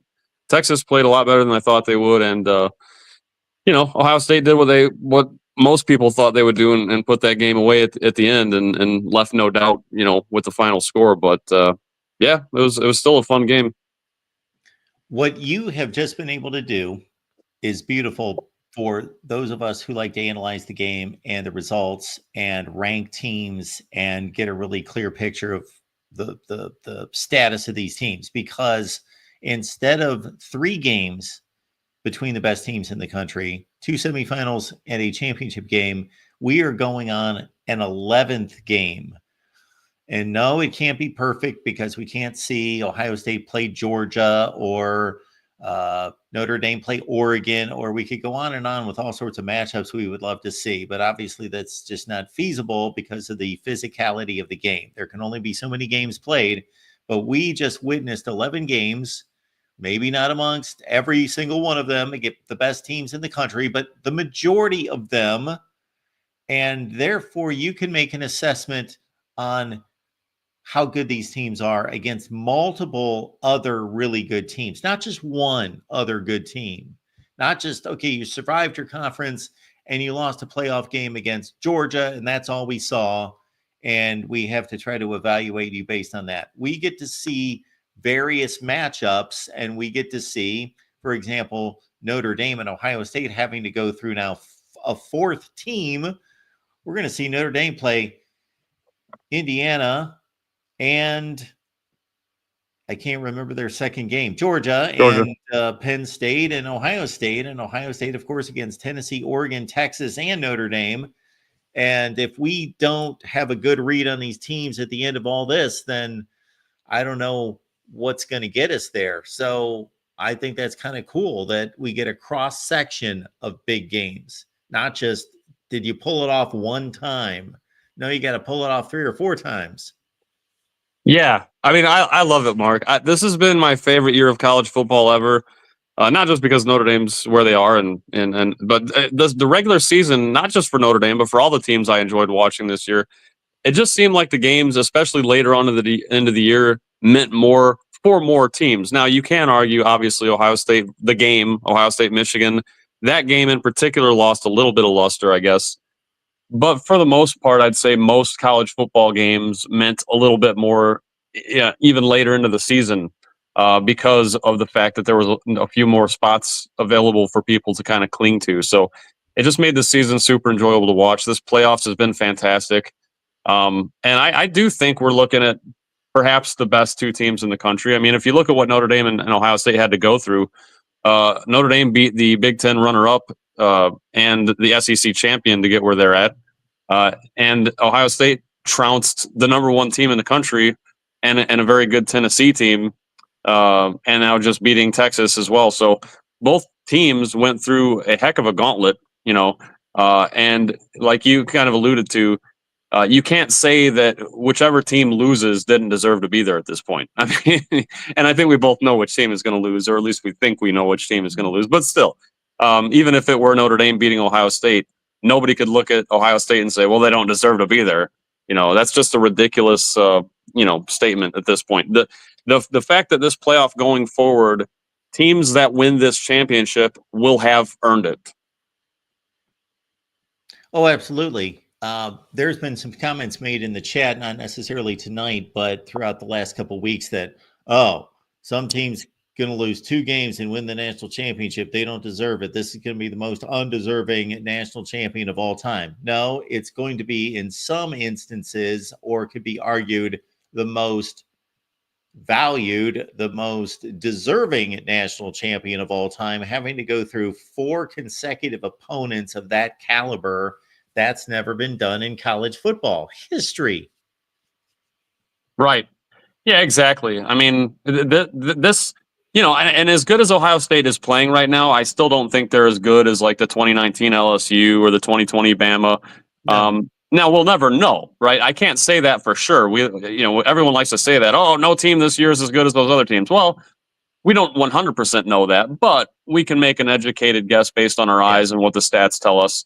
Yep. So even if I don't think this Ohio State team is as good as those other teams, or if a miracle Notre Dame happens to win, you can't say they're as good as those teams, perhaps. But you can say that they had to go through a tougher gauntlet to get there, to get that championship. And I'll tell you what, and Notre Dame's living proof. I mean, playing all these games, man, attrition gets to you. I mean, it's just the injuries are piling up. And it's hard to play a season this long. So props to whoever wins on the 20th. Obviously, I'll be rooting for the Irish. I don't think they're going to win, but I hope I'm pleasantly surprised. But even if they lose and it's a good game, I'll be happy. I mean, hell, even if they lose and it's a blowout, I'll be happy. Notre Dame did a lot of things this year to further the program. I'm so happy for Marcus Freeman. Happy for Ryan Day. I mean, that guy. Just a couple of weeks ago, before the playoffs started, people were screaming for his job, saying he was a trash coach, saying he couldn't win the absolute big games, he couldn't beat Michigan, and now he's sitting here. Both of these coaches are playing for a national championship. So, props to Ryan Day, props to Marcus Freeman. I can't wait for this game, and I'll let you go because I know you got a lot of other callers, Mark. Well, I'm going to make one more point with you on the line, Rob, because I enjoy your assessment of trying to rank these teams based on what we've just seen just in the last two nights and then the previous round. The one team that gets forgotten in all this, and I know that they didn't show up and they got trounced, but based on their regular season, based on their first win against Ohio State, when we're going to rank these teams at the end of this, we look at the Final Four, but Oregon just happened to be in the unenviable position of having to play Ohio State in that first game for them, as opposed to these other teams that had other paths, and then they didn't even play Ohio State. If you're Penn State, for example, in the playoff, or face them the last two games after winning other games. So we didn't get to see Oregon, Notre Dame, Oregon, Georgia, Oregon, Penn State, which of course that was a Big Ten championship game. But my point is that Oregon kind of got cut off in all of this. And I don't know that they're not one of the four best teams in the country. No, you're right. It's easy to forget about Oregon because they just, I mean, they were so, even in the regular season, they weren't talked about much just because they kind of ho-hum. We went along. We won a game again. We're just winning all of our games. We never lose. Our defense plays well. Our offense plays well enough. Like, they were the most consistent team in the regular season. They were ranked number one for a reason. They won the Big Ten in their first season in the league. It's hard to place Oregon because when I watched that Penn State game, they were obviously the better team. They were better than Penn State. Now, I do happen to selfishly believe that if Notre Dame wasn't nearly as banged up as they were, that they would have looked a little bit better against Penn State as well. But that's beside the point. My point is, yeah, Oregon is probably a top four, definitely top five team, probably top three team. I don't know. It's hard to place some of these teams. I mean, I do think when Notre Dame plays to their absolute potential, they are definitely like top 2, 3 in the country. But the problem is they haven't looked great. Well, they didn't look great last week for sure, or this last game for sure. But yeah, Oregon's probably, they just, like you said, they had a horrible, unenviable position to go into the Ohio State buzzsaw, this like awakened version of Ohio State that's pissed off at the world for losing to Michigan. So, yeah, it's hard to rank them honestly, but they're probably worthy of a top 2 to 3, maybe top 4 ranking as well. I would put Oregon above Texas. Yeah, well, I'm going to give it a shot after the season, as I always do. But this playoff's actually going to make it more difficult, but also interesting to do that. Yeah, I would honestly, Mark, I would take, or if it was me and I was just looking at the top 4, I mean, I just replace Oregon with Texas. And you can flip-flop, you can order them however you want as far as top 1 through 4, but I think Oregon was a better team than Texas, even though Texas played Ohio State a little bit better tonight than Oregon did. But I mean, Oregon has a win over Ohio State as well earlier in the season. But yeah, they're probably on, at least at the very least, they're on par with Texas. I think they're better personally, but that's beside the point. Hey, Rob. Yep. Thank you, man. All right. Thanks. Yeah, no problem. Good night. You too. Let's keep it rolling here at the Voice of College Football. And again, I look out for our Patreon and YouTube members. You get to go to the front of the line. So please remind me, but we've got those fine folks scrolling down at the bottom of the screen. And we got Chris showing up here, the Voice of College Football. Hey, Chris. Thanks for the explanation for why I'm not getting on the line. That's fine. No, I tend to agree with you. I think the people that are actually contributing to your channel should get top priorities. Well, I did not take calls from anyone who is a member. I was just taking the calls right in order. This is what I do. I take all the calls in order. I should, and I emphasize should, give You could do that. I should give priority to the members of the channel and Patreon, but I don't because it just doesn't cross my mind. But I should, and I am going to commit to that going forward. You should give priority to the people that contribute. I mean, in any fashion whatsoever. In other words, David Greenshield, he's a contributing member, whether he gives you money or not. I mean, he contributes. It's clear to me that he's got your back, if nothing else. And there's other people I'm not quite as fond of, but they make good contributions in their own way. I mean, well, no, I'm just saying. I mean, I kind of see the real MVP as a bandwagoner. I don't necessarily mind that because I think it's, I tend to do that myself with some teams. I mean, I'm not going to probably rally around my alma mater if they're 4-7, but that's fine. I mean, he's a Kansas City Chiefs fan. Oh, that's kind of a big surprise there, I guess. It's Okay. understandable. But well, no, I mean, I'm I just don't know that we're here to talk about the other callers as much as we are well, it gets old, football. though, Mark. It gets old. But regardless, I mean, he's entitled to. I just kind of think that sort of thing is beside the point. I don't need to know why he likes Kansas City, but anyway, What's he but not allowed to like Kansas City? well, I just say a big surprise. Oh, drill MVP he likes Kansas City. Oh, that's a surprise. Why isn't it like Kansas? Or I'm sorry, it doesn't matter. I'm just He's a that's Kentucky football fan. I would think that he no, would he be isn't. a fan of the, I don't know, Yeah, the he's right. Jacksonville Jaguars or He's right something. behind them when they almost beat Georgia, and then you don't hear him talk about Kentucky now. So I mean, give me a break on that. But regardless, I mean, and I've heard other people say the same thing. So uh, Ben and Sam or whoever, he's mentioned it himself. He said you don't hear much from Jerome the BP about Kentucky. You know that they're 4-8. I heard that directly from him. So and it's okay with me. I'm not really upset about it.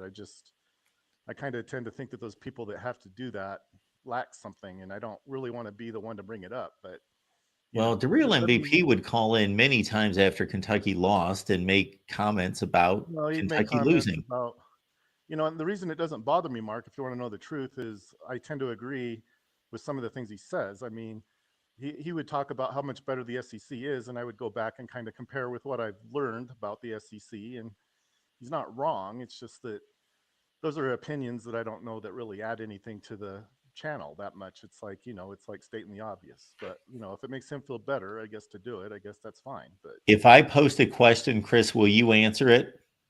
you can post any question. It's fine. Okay, here's a question coming in from Mr. Pickle Gaming. Mark, why do you give this guy the time of day? Okay, well, what's kind of quick? All right, you want me to answer that? I'm I'll just answer it. I'm just playing, but I didn't make that statement. Well, I thought it would be fun to pose that question to that's a you. real, that's a real thoughtful comment, and I'm going to treasure that for, I think I'll put that in my pocket and I'll look at it because that makes everything so much better. I guess I know I And can. everyone else is noticing that you're going after the real MVP. Oh, directly. All right, Adam, no doubt. I'm doing it on purpose too, because I get tired of hearing how much better. Oh, Georgia, however he talks or whatever. Mark, don't you think that Georgia really showed that the SEC is just 15 to 20 times better by beating TCU by 58 points? Isn't it just obvious that Georgia, and don't you agree that Mike, it's like that sort of thing worse than, the whole act. But regardless, I don't really care. I have my opinion, and it doesn't have to agree with anybody else. But I'm not.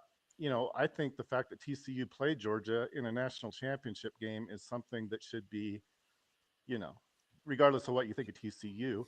I don't know. Their enrollment, I think, is like 1/10, if that one, maybe not even that, maybe one. Who knows? But let's just say it's 1/10. So a team that has an enrollment 1/10 of the University of and then plays within 58 points, oh yeah, they're terrible. 1/10 can still, the fact that they can even play in a game like that, I think says a little bit about how the good they What are really we supposed to give them, like a handicap because they've got a no, small school? definitely not. But at the same time, I don't know how much easier or harder, or if it even really matters, because I tend not to look at those things as being that important. Drill MVP is going to be the first one to probably, as soon as you bring TCU into the SEC, he's going to be the first one to tell you how good they are. But it doesn't really matter to me because that's not how I tend to look at things. It's not to put myself above him. I don't really care because at the same time, I kind of tend to agree with what you were telling people earlier. We live in a country where it's okay to express our opinion, but the opinion should be better than just stating what it tends to be kind of relatively obvious, in my opinion. Chris, I'd like to highlight two comments, and then I'm going to give you a suggestion. You haven't even let me get to what I was going to ask you. Well, Chris, you've got the floor. You're able to do anything, but let me get to these two real quick, and you can say anything you want. I'm going to give you plenty of time. The Rod Farva is asking, who wins, 2024 Ohio State or 1984 BYU? Okay, that comment is another comment that doesn't really deserve even my attention. But Okay, all the right. reason, no, just listen to me, please. I mean, the reason 1984 is so important, and it doesn't really, I have no association with that school at all. I don't, not even to the smallest degree. My brother did. He's dead, by the way, but I'm not going to get any respect for anybody for Sorry that. to hear that. No, I appreciate that, Mark. I really do. He made a contribution to this, just so people know. I mean, it's not something everybody's going to know unless they actually go there. He hired a lady that you might not know, Jocelyn Russell. She went to high school here where I live, and she's a fairly prominent sculptor and artist. And what she had done is she had sculpted a, what do you call it? It's a sculpture of a cougar that my brother thought was, very, and if anybody goes to the University of Brigham Young University, they can see it in their field house or whatever. I don't know if it was done specifically for that season or not, but it was done, I think, for the idea that they rose to a degree of prominence that many schools will never achieve. And I don't really appreciate these comments that kind of tie into maybe not directly, but how many other people have done that on this channel? Let them do that first and then throw shade on me for what I haven't done, which is fair because I haven't done it, but my brother did. And he was also Arizona chapter of the Cougar Club. He was president of that. So, I mean, for whatever that matters, if it does, but it's things that I think about. It might not matter to anybody else. I didn't attend BYU. My brother did. I attended Colorado State University. That's where I went. Anyway, the only thing I was going to ask you, Mark, and this is somewhat relevant, I suppose. The last caller mentioned something about where Oregon would rate. Well, I'm pretty good at, because I know the math, whatever. Don't listen to it if you don't like it. I have Oregon rated number 1 right now. But that's because the numbers I use take almost every game into consideration. Now, it wouldn't be that way, actually, if Ohio State had beaten them the first time, which they probably should have. I mean, I already told you that Will Howard was on his butt with time left and they called him timeout. They had a chance to win the game and weren't allowed the opportunity is what happened. And I know that's a fact because I saw it, but so they were unfairly denied an opportunity, in my opinion. And I think. Chris, do you have your rankings there in front of you? I think we lost Chris. How about that? I'm sure the chat is saddened. Chris, are you still with us? Hello, Chris. Okay. My second favorite comment of the night is coming in from Landry Rogers. Terrell Pryor is the greatest Buckeye quarterback of all time. That's an inside joke, but that's my boy's favorite Ohio State quarterback of all time, and also, based on his analysis, the greatest Buckeye quarterback of all time, Terrell Pryor. My boy loved Terrell Pryor. Loved him. I always made fun of him. Couldn't stand the way he threw the ball. Could not stand the way he threw the ball. But I grew to appreciate him. So when Terrell Pryor was first signed at Ohio State and started to get some time, I was like, what are we watching? This guy cannot play the position. This is awful. Look at him struggle to try to put enough spin and velocity on a football. This is pathetic. And I used to make fun of him all the time, but he grew on me a little bit more every season. Certainly that 2010 Rose Bowl helped. I think that's what pushed me over the line with Terrell Pryor, and then pushed me into 2010, and I was fully on board. And of course, he had the 2 great games against Iowa, and he pulled off that ridiculous 4th and 16 or 4th and 19 against Iowa to win the Big Ten championship. So Terrell Pryor, yes, he's got a special place in my heart. It's not as special a place as Art Schlechter by any stretch of the imagination, but it's a tiny little spot in my Buckeye heart. Not my musical heart. If you were here for the final 2 hours last night, somebody got me started on music, and then the dam was busted and we went crazy talking music for the last 2 hours of the show last night. On a college football playoff night, everybody wanted to talk music, so we did that. But we'll stick to college football. We got John calling in. John from the famous Hall of Fame City Gaming site there. How you doing, Mark? Excellent. Hey, John, thanks for waiting.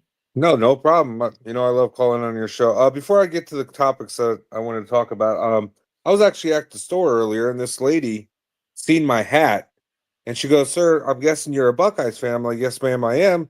She reaches into her purse. I don't know if you can see this.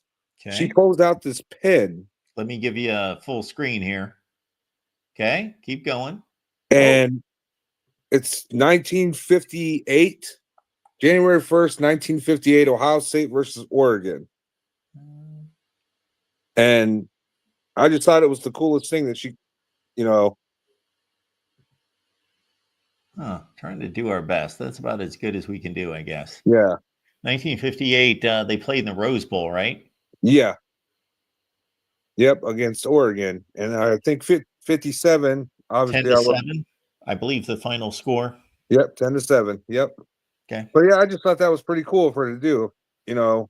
But a couple things I wanted to get to. First of all, Chris cracks me up every time he calls in. Yeah, he's a unique guy. Yeah. So a lot of people have been talking about the Texas play calling down there at the goal line. Yep. I believe Penn State has a better running game than Texas does. Michigan has a better running game than Texas done. And I loved how you said the Michigan man brought up the Jack Sawyer pick when he was trying to say, you know what Michigan would have done, because they were down there and they threw the pick, but they stopped Penn State on the goal line. They stopped Texas on the first place, stuffed them. So why not go outside with it? It is kind of funny though how Texas beat Texas A&M on the last play of the game because they tried to run the ball right up the middle 4 times. Yeah, They just kept slamming it. Yeah. Head. So it is kind of funny.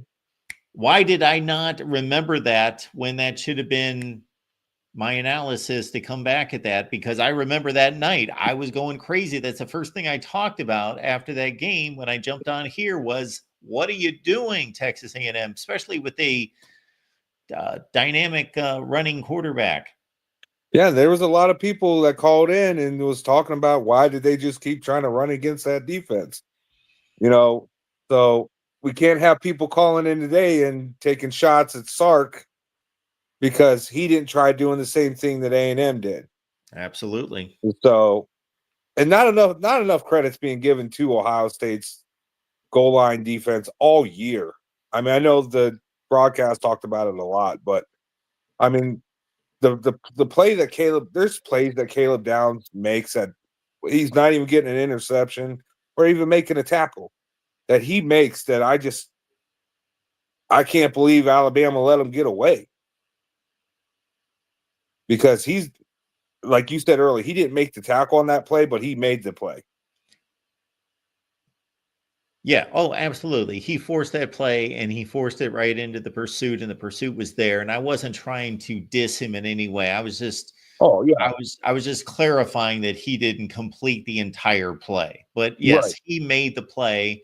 And that's one great thing about replay.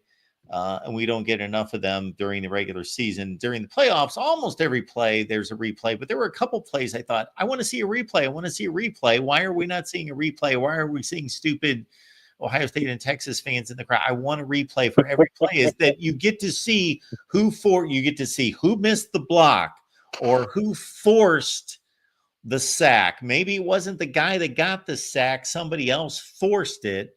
So yeah, I love the replays. Yeah, I know Michael asked you earlier about the forward pass. But he definitely had the ball out of his hand before he touched. Yes. I want to ask you about the Arch Manning play.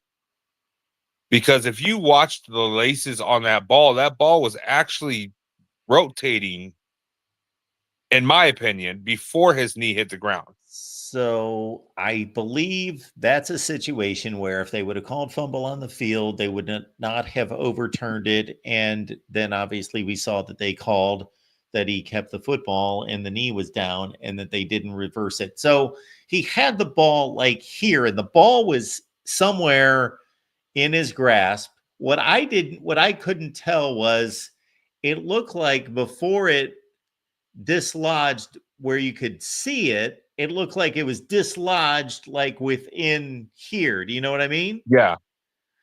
And that's what I couldn't Yeah, quite it looked like his tell. knee hit the ball, actually. I think that's Yeah. what started moving the ball was his knee. But yeah, you could if you watch the laces, that ball was moving before he went down. But I agree with you. It's definitely one of those plays where if it's called a fumble, it's staying a fumble, and I think that's probably why they kept it as he was down. There's a couple things in the chat I wanted to address.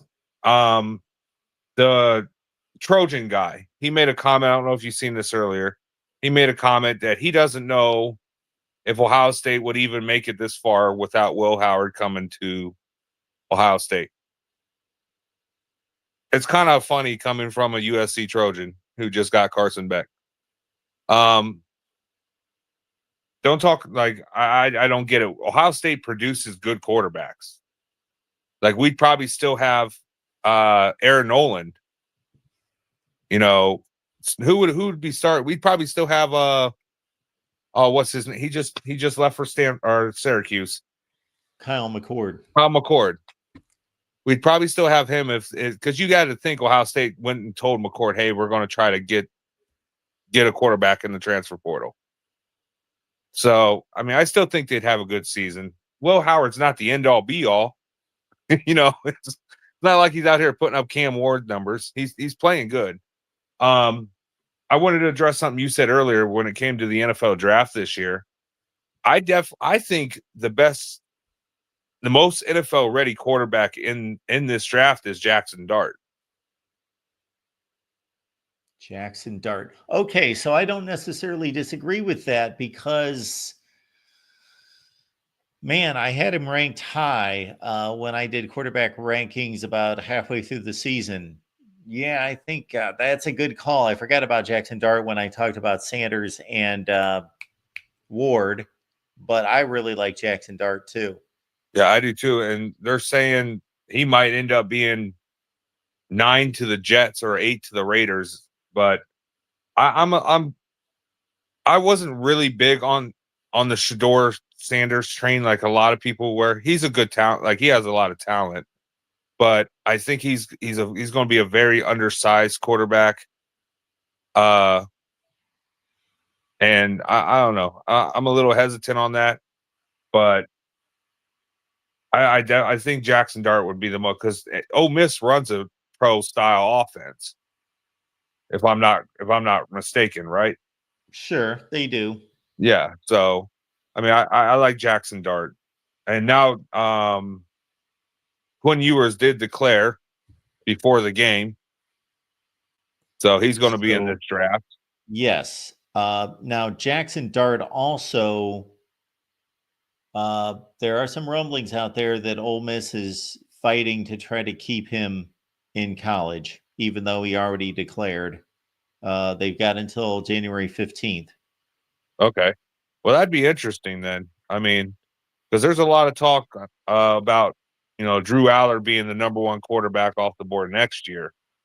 And I think if Dart comes back for his senior year, I don't think it's even close that Dart's the number one quarterback next year. Well, we got Drew Aller in the mix, but so I do think there's a discussion there, but I would say Dart's number one. Yeah. And I was a little confused about the one caller earlier that was talking about Notre Dame's secondary got exposed. Penn State didn't complete a pass to a wide receiver. Yeah, was he talking about? Okay, so yeah, he was confusing me because he started by saying Notre Dame's offensive line, then said Penn State secondary. I'm trying to think who that was because I let that slide too because I thought he was talking about Notre Dame at another game because Drew Aller's numbers were awful and he basically threw the ball to Tyler Warren and slipped out a few balls to Nick Singleton who made some big plays out of the backfield, but man, they did nothing through the air. Yeah. I'm not on this whole Ohio. I'm like you. I'm not on this. Oh, we're crowning Ohio State right now. No. No, I don't believe in doing that. I've watched too much sports for my entire life. And Marcus Freeman has these kids has his team playing very good, very well. And I mean, the one thing that did puzzle me about last night's game is Drew Aller had the game he had and still put up 24 points.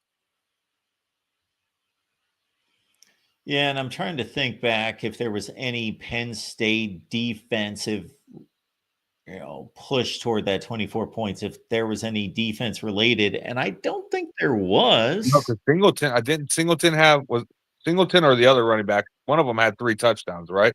Yes, Singleton did. Yeah.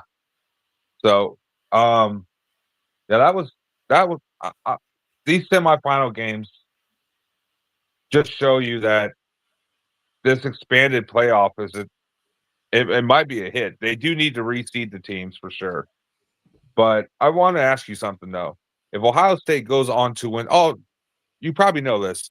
Do you know that if Ohio State wins the national championship this year, it'd be the first time in their school history that the year that they won the national championship, they lost to Michigan. Oh, okay. Yeah, I didn't know That that. makes sense. Well, Yeah. it's kind of tough to do, especially back in the old days. Right, right. So that would have been tough to do because they needed to get to the Rose Bowl and complete the season. And that usually it was very difficult, obviously, to lose to Michigan and still win the Big Ten title and go to the Rose Bowl and be Yeah.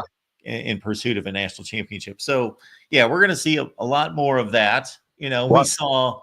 We saw 3 teams, well, throw Notre Dame in there, that did not win their conference in the semifinals. Yeah.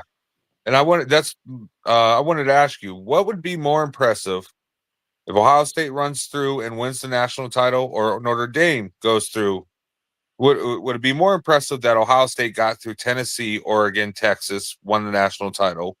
Or would it be more impressive that Notre Dame won the national title with going through Georgia, Penn State, and Ohio State with a lesser of a roster? Which one would you say would be more impressive?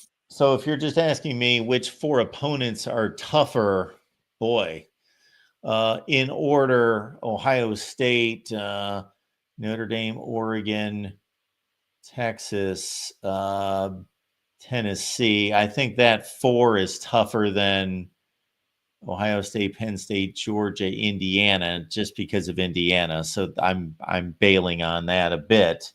Yeah. Because I think comparing the other 3 are so close.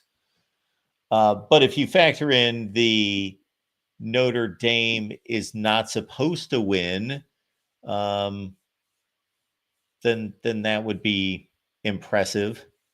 Yeah.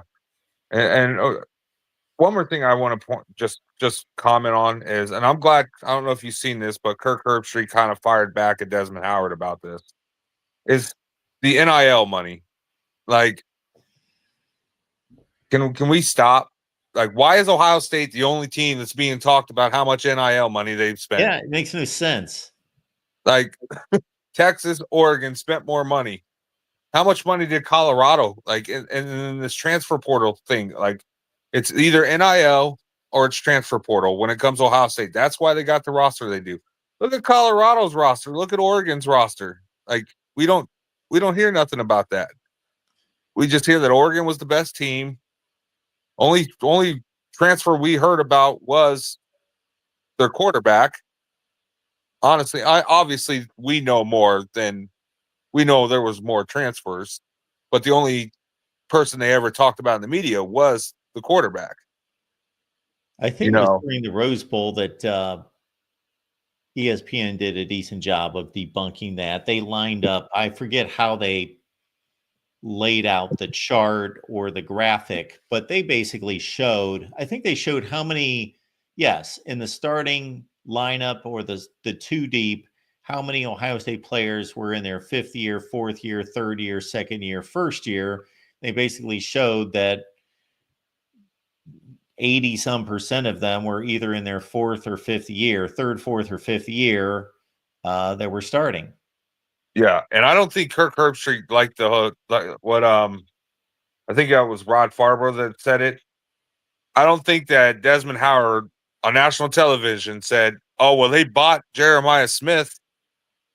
No. Yeah, they might have given him some NIL money, but he was committed a long time before this whole NIL stuff. And I'll be honest. I don't like Alabama. I didn't like Alabama, but I've always respected Nick Saban. And he's starting to grow on me as being on this college game day show, Yeah. Like today he goes, the year we won the national title, we lost to Auburn. Nobody cared that we lost to Auburn. And then Desmond Howard's like, oh yeah, you did. People cared that you lost to Auburn. Like, I just like how he fires back. He's done a lot better this year on TV than I thought he was going to. And congrats to him for being into the Hall of Fame. So, but I was worried. I was worried about this game when I seen the line being 5.5, because you're telling me that Ohio State's only favored 2 more points than what they were against Oregon, against Texas. So I was worried about this game. I was screaming at my TV. I was worried. So I'm worried about the Notre Dame game. I'm worried about the pass rush. And it'd be nice to see them win it. But if you think about it, it's these last 2 wins, Ohio State ends up winning it all. They go through their former quarterback, and then they go through their former coach. Wait, no, Freeman played. Did he play or coach at Ohio State? Played. Yeah, so yeah, former quarterback and then former player. So Yep. that's kind of funny. So, but I wanted to say thank you for taking my call, and Of course. go Buckeyes. Hopefully they can finish the story. So No doubt. Thanks for All right, being here, John. Appreciate great it. night. You too. Our guy John chiming in there. Welcome into the Voice of College Football, everyone. And with a national championship game, regardless of who's playing, but it's Ohio State and Notre Dame, that we will be all over it, both here and on the Ohio State and Notre Dame channels. Just keep in mind, I'm going to line it all up. I'm going to compare the schools all time. And then, of course, we're going to dive mostly into the matchup that is coming up on Monday. Ohio State Buckeyes live, Notre Dame live. I'll get as many guests together. I'll do statistical breakdowns, and we will tear up this matchup. Of course, the 2 schools played in 1935 and 36. Notre Dame won both of those games, including what was unheard of at the time, coming back from 13 down to score 18 consecutive points and win one of those games 18-13. And they didn't play for 60 years. They signed for a home and home in 1995-96. The Buckeyes won both of those games. And then, of course, since then, it's been the 2 regular season games that we just witnessed in 2022 and 23. The Buckeyes won a 21-10 game at home, and then they won the thriller in the final second of the game in 2023 at Notre Dame. And then, of course, you've got 2 Fiesta Bowl game wins by Ohio State over Notre Dame in 2005 and 2015. Both fairly entertaining but comfortable wins by the Buckeyes, 34-20. Or did Notre Dame score a late touchdown? I think it was 34-27. Yes. And then it was 44-28 Buckeyes. The game Jalen Smith was injured, leading into his NFL draft that year. All right. Disputed National Champions. Please check it out. College Football Junkies. I know you'll love it. Grab the link in the description section. Disputed National Champions. Check it out. Mo Dean there in the chat said I should write one for the 1980s. I would love to, but it ain't cheap to write a book. Let me tell you, it ain't cheap at all. So I've sold about 100 of these. I got to sell a lot more to make a dime. So we're running in the red on the book right now by far. So to write another one, we got to sell some of these. So we appreciate that. All right, let's give Chris another shot. He is called back. Chris, you've returned. Yeah, it's hard to get rid of me, I guess. Nothing wrong with that. I love the persistence. I don't want to like make like Dural MVP isn't like a valuable contributing member. That's not the point I was making. I just, you know, I'm not one to throw shade on people. That's not really like I don't like doing that. That doesn't speak well of me. I just like different perspectives. I don't want to hear the same song and dance every time somebody calls in. I mean, it wears thin on me. Maybe it doesn't Wait a bother minute. Let me. I'm sorry to interrupt, Chris. Did you just say that you don't like somebody calling with the same song and dance every time? Yes. Okay, just did everybody out there hear that? Chris does not want anyone calling with the same song and dance every time. Okay, I was just checking on that one. Okay. I think you were asking about my rating, which isn't really that important, but I was going to say something about it though, with respect to it, because whether or not they use it, which my guess would be they might not, but I think I got in the playoff itself. If you just went strictly by rating, I think I got 12 out of 12, but it doesn't, that's not really important because that's not why I do it. But, and the seatings I think were quite a bit different, but one thing I can tell you, it might not interest anybody, but it's interesting to me, I guess. So I'll just share it with you. The game between Indiana and Notre Dame, in my opinion, would have been like a semifinal in a 14 playoff. Now people are going to probably jump up and down all about that because you know what they think of Indiana, but again, these aren't really things that I am in control of. But so that should have in a 14 playoff would have elevated Notre Dame to the title game. The other part, which I don't really think is as important, would have been a semifinal between Texas and Ohio State. I think would have elevated one of those teams to the Rose Bowl, maybe. I know that doesn't really make a whole lot of sense, but it does kind of make sense to me because I have a different way of putting teams together.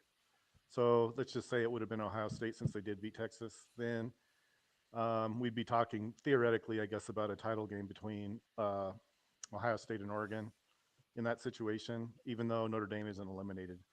And so what we have now is kind of an extension bracket sort of thing where we have two titleists playing. So it all kind of worked out a little bit. I mean, maybe not in the way I would have liked it, but we're getting what should be, you know, a championship composed of teams that I think are decent. And it doesn't matter what I think. I understand that, but it's worked its way out. Even though I don't really like brackets and I don't like having to deal with all this stuff that really goes along with it. One thing I might ask you, I know they played that game in Arlington. Do you think that gave Texas an advantage, or is that just kind of a neutral site sort of thing? How do you look at that? I consider it basically a neutral site and that Texas had no advantage. But I would say that if somebody did have an advantage, it, of course, would be Texas. But I don't think that they had. How do they get by? To me, it's like, I don't know if you feel the same way I do, Mark. And if you don't, that's fine. Do they play the Cotton Bowl in that stadium now? It's AT&T Stadium, right? To me, that's Yes, not the Cotton Bowl. How do they call? it's not How the do they Cotton call the Bowl. Cotton? Well, how do they Correct. call it? How do they get a bye with it if it's They not? should no longer call that the Cotton Bowl. I completely agree.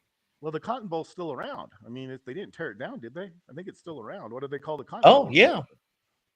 Yeah. It's not. Makes no sense. They don't play the Cotton Bowl. It would be like them built it perfect analogy or correlation would be the better word, would be if they moved the Rose Bowl to the new LA Rams stadium and played it there and called it the Rose Bowl. Absolutely. I totally agree. Okay, well, good.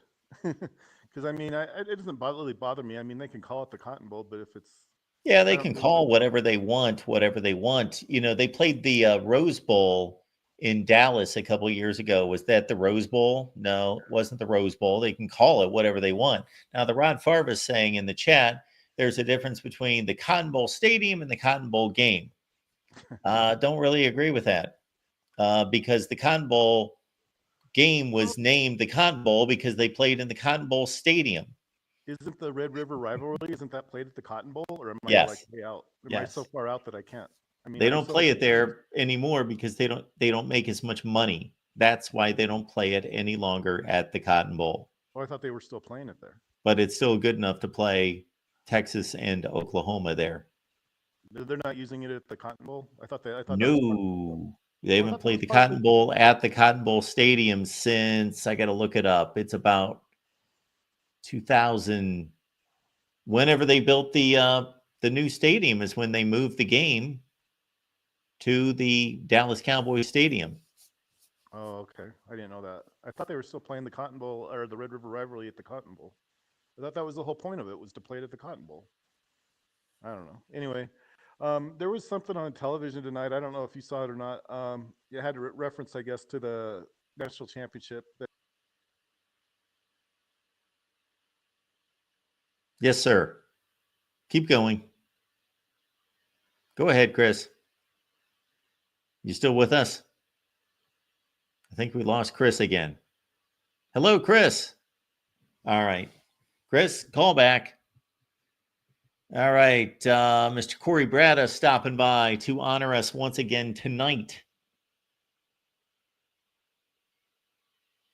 Hello, Corey. I think Corey was jumping on to record something from the Hawkeye of the show, from the Hawkeye of the Storm show, and he mistakenly jumped in here. Boy, No, the show is just breaking down at this point. I didn't mistakenly jump into anything, Mark. I thought maybe you jumped in and you were going to do a Hawkeye hangout featuring women's basketball analysis. Yeah, at 12:30 in the morning.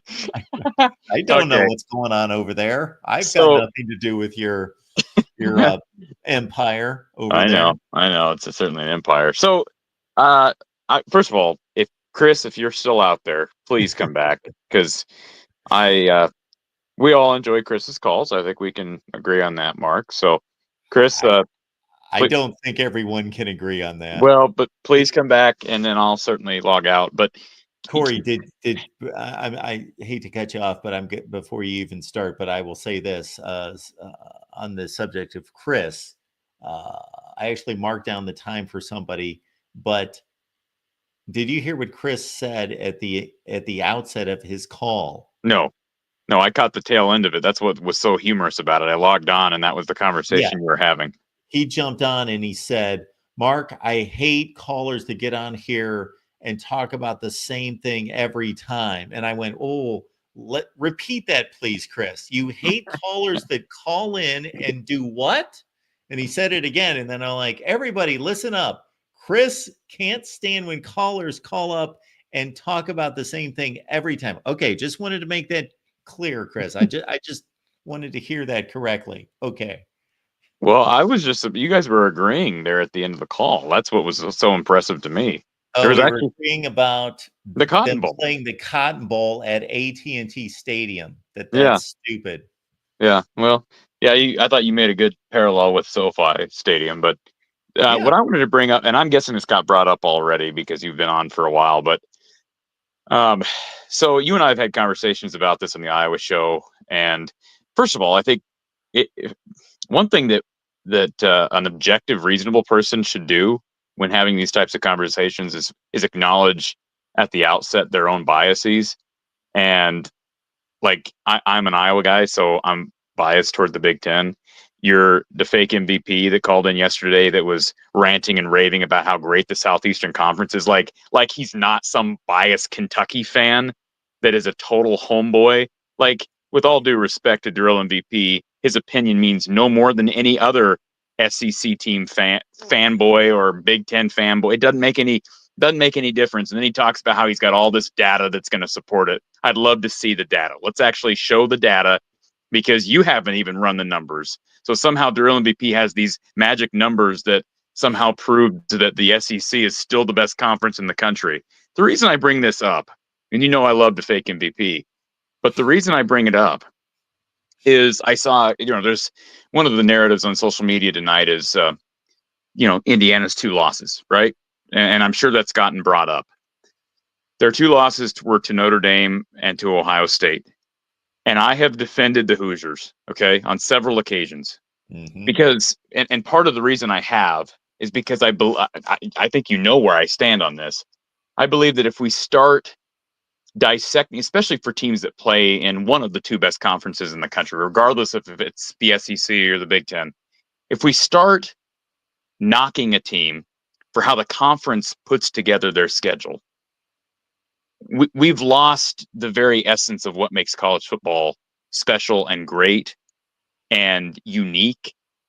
Is that, especially when you have these bigger conferences, not everybody's going to play the same teams. That's okay. All right. You are not deciding who you play, but how you play makes a difference. So how you perform in those games makes a difference. Mm-hmm. And what I'm getting at is when you see Indiana blow the doors off of UCLA, they blow the doors off of Purdue. They Nebraska, 56. blew the doors off of Nebraska. They beat Washington handily. They did what they needed to do every single week. It's a great point. And I just get so tired of, like, at some point, what else are they supposed to do? And like, if we're here's where I have the biggest issue with this. If we're basically going to say an 11-1 Indiana team that lost to Ohio State as their one game, if they're not deserving, okay, then they might as well just play one game. They might as well just play the Ohio State game at the beginning of the season, and if they lose it, just mail it in. Just say, okay, well, we'll wait to see what card we draw for the 2026 schedule. You see my point? Like, there's no point in playing the games. There's no point in playing the games, especially when we have an expanded playoff and we're still having this debate that an 11-1 team with their one loss being over Ohio State. Explain to me, and I know you'll tell me that Notre Dame's schedule was more difficult as a whole, and you're probably right?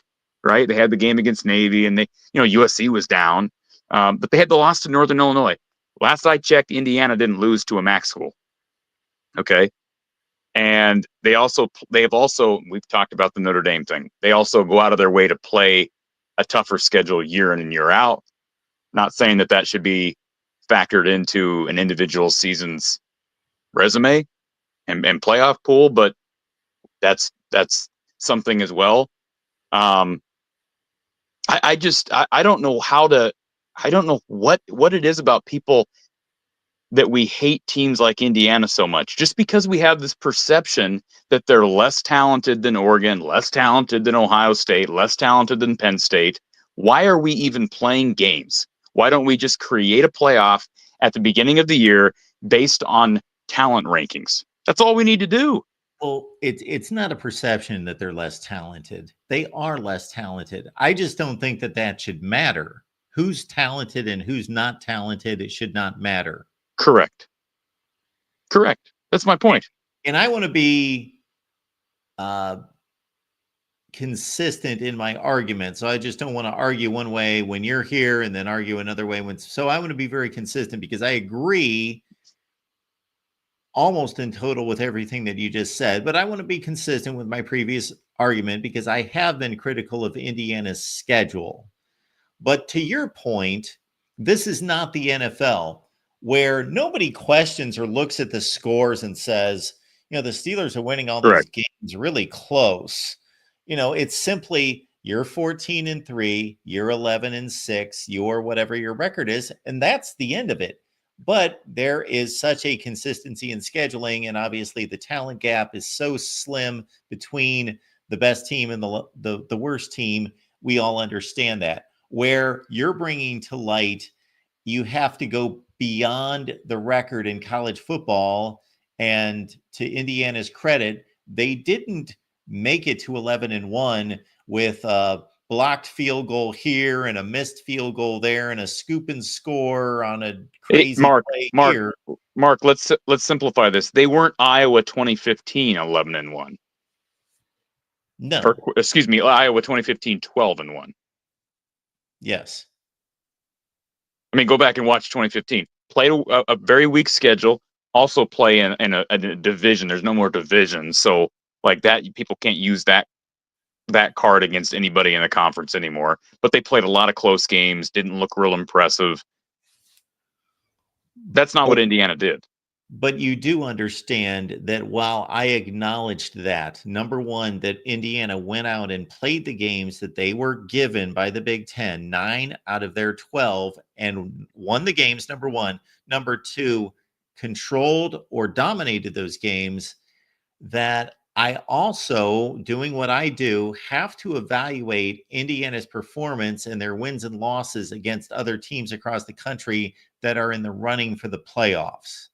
And so while they can't control and should not be blamed for their schedule, we still have to evaluate that schedule. So, okay, yeah, and I agree with you. However, let me ask you this. We've had a conversation about Notre Dame on a number of occasions. Notre Dame's in the championship. Do I think they're one of the two best teams? Yeah, who cares? They're there. They earned it, right? If they go out and beat Ohio State, they're the national champions. I'm not going, not to take a steal a phrase from your book, but I'm not going to dispute their national championship. Okay, I'm not going to do that. Now, let me ask you this: if Notre Dame had been 11-2 with a loss to, take your pick of a high echelon team, Oregon. yeah, Oregon or Tennessee. Okay. They're 11-2 losses to Northern Illinois, Tennessee. Are they still in?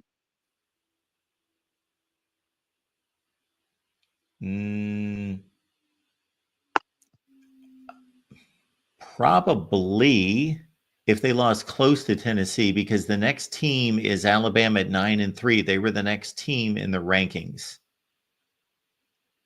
Yeah. So I'm analyzing your question based on the actual scenario that played out this year, not just some hypothetical. If they were 11-2, would they make any playoff?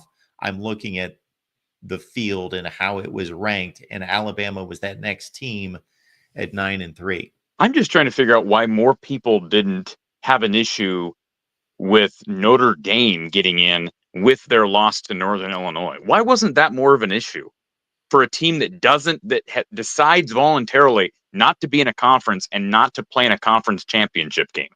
So in essence, you're saying we are passing on the opportunity at a win, and in my book, that counts as a loss in my book, because you've opted out of playing in a conference and having the right to play in a championship game. So I'm just trying to figure out, like, what is it about was Indiana's schedule that much worse than Notre Dame's? It was not, Mark. You and I both know this. Let's look at you want to pull up the Notre Dame schedule? It was not. It may have been marginally worse. The best team Notre Dame played was either Texas A&M or Louisville. Which okay, teams, not great teams. I mean, so Indiana played Ohio State, played Washington, played Michigan, who beat Ohio State, and by the way, they beat Michigan, who also beat Alabama. I know it was in a bowl game, and I know it's got opt-outs, all that. It means less. But I just am trying to figure out where the complaining is coming from about Indiana, where that comes from, other than a lot of SEC bias out there. And maybe that's what it comes down to. Well, again, Indiana did not play.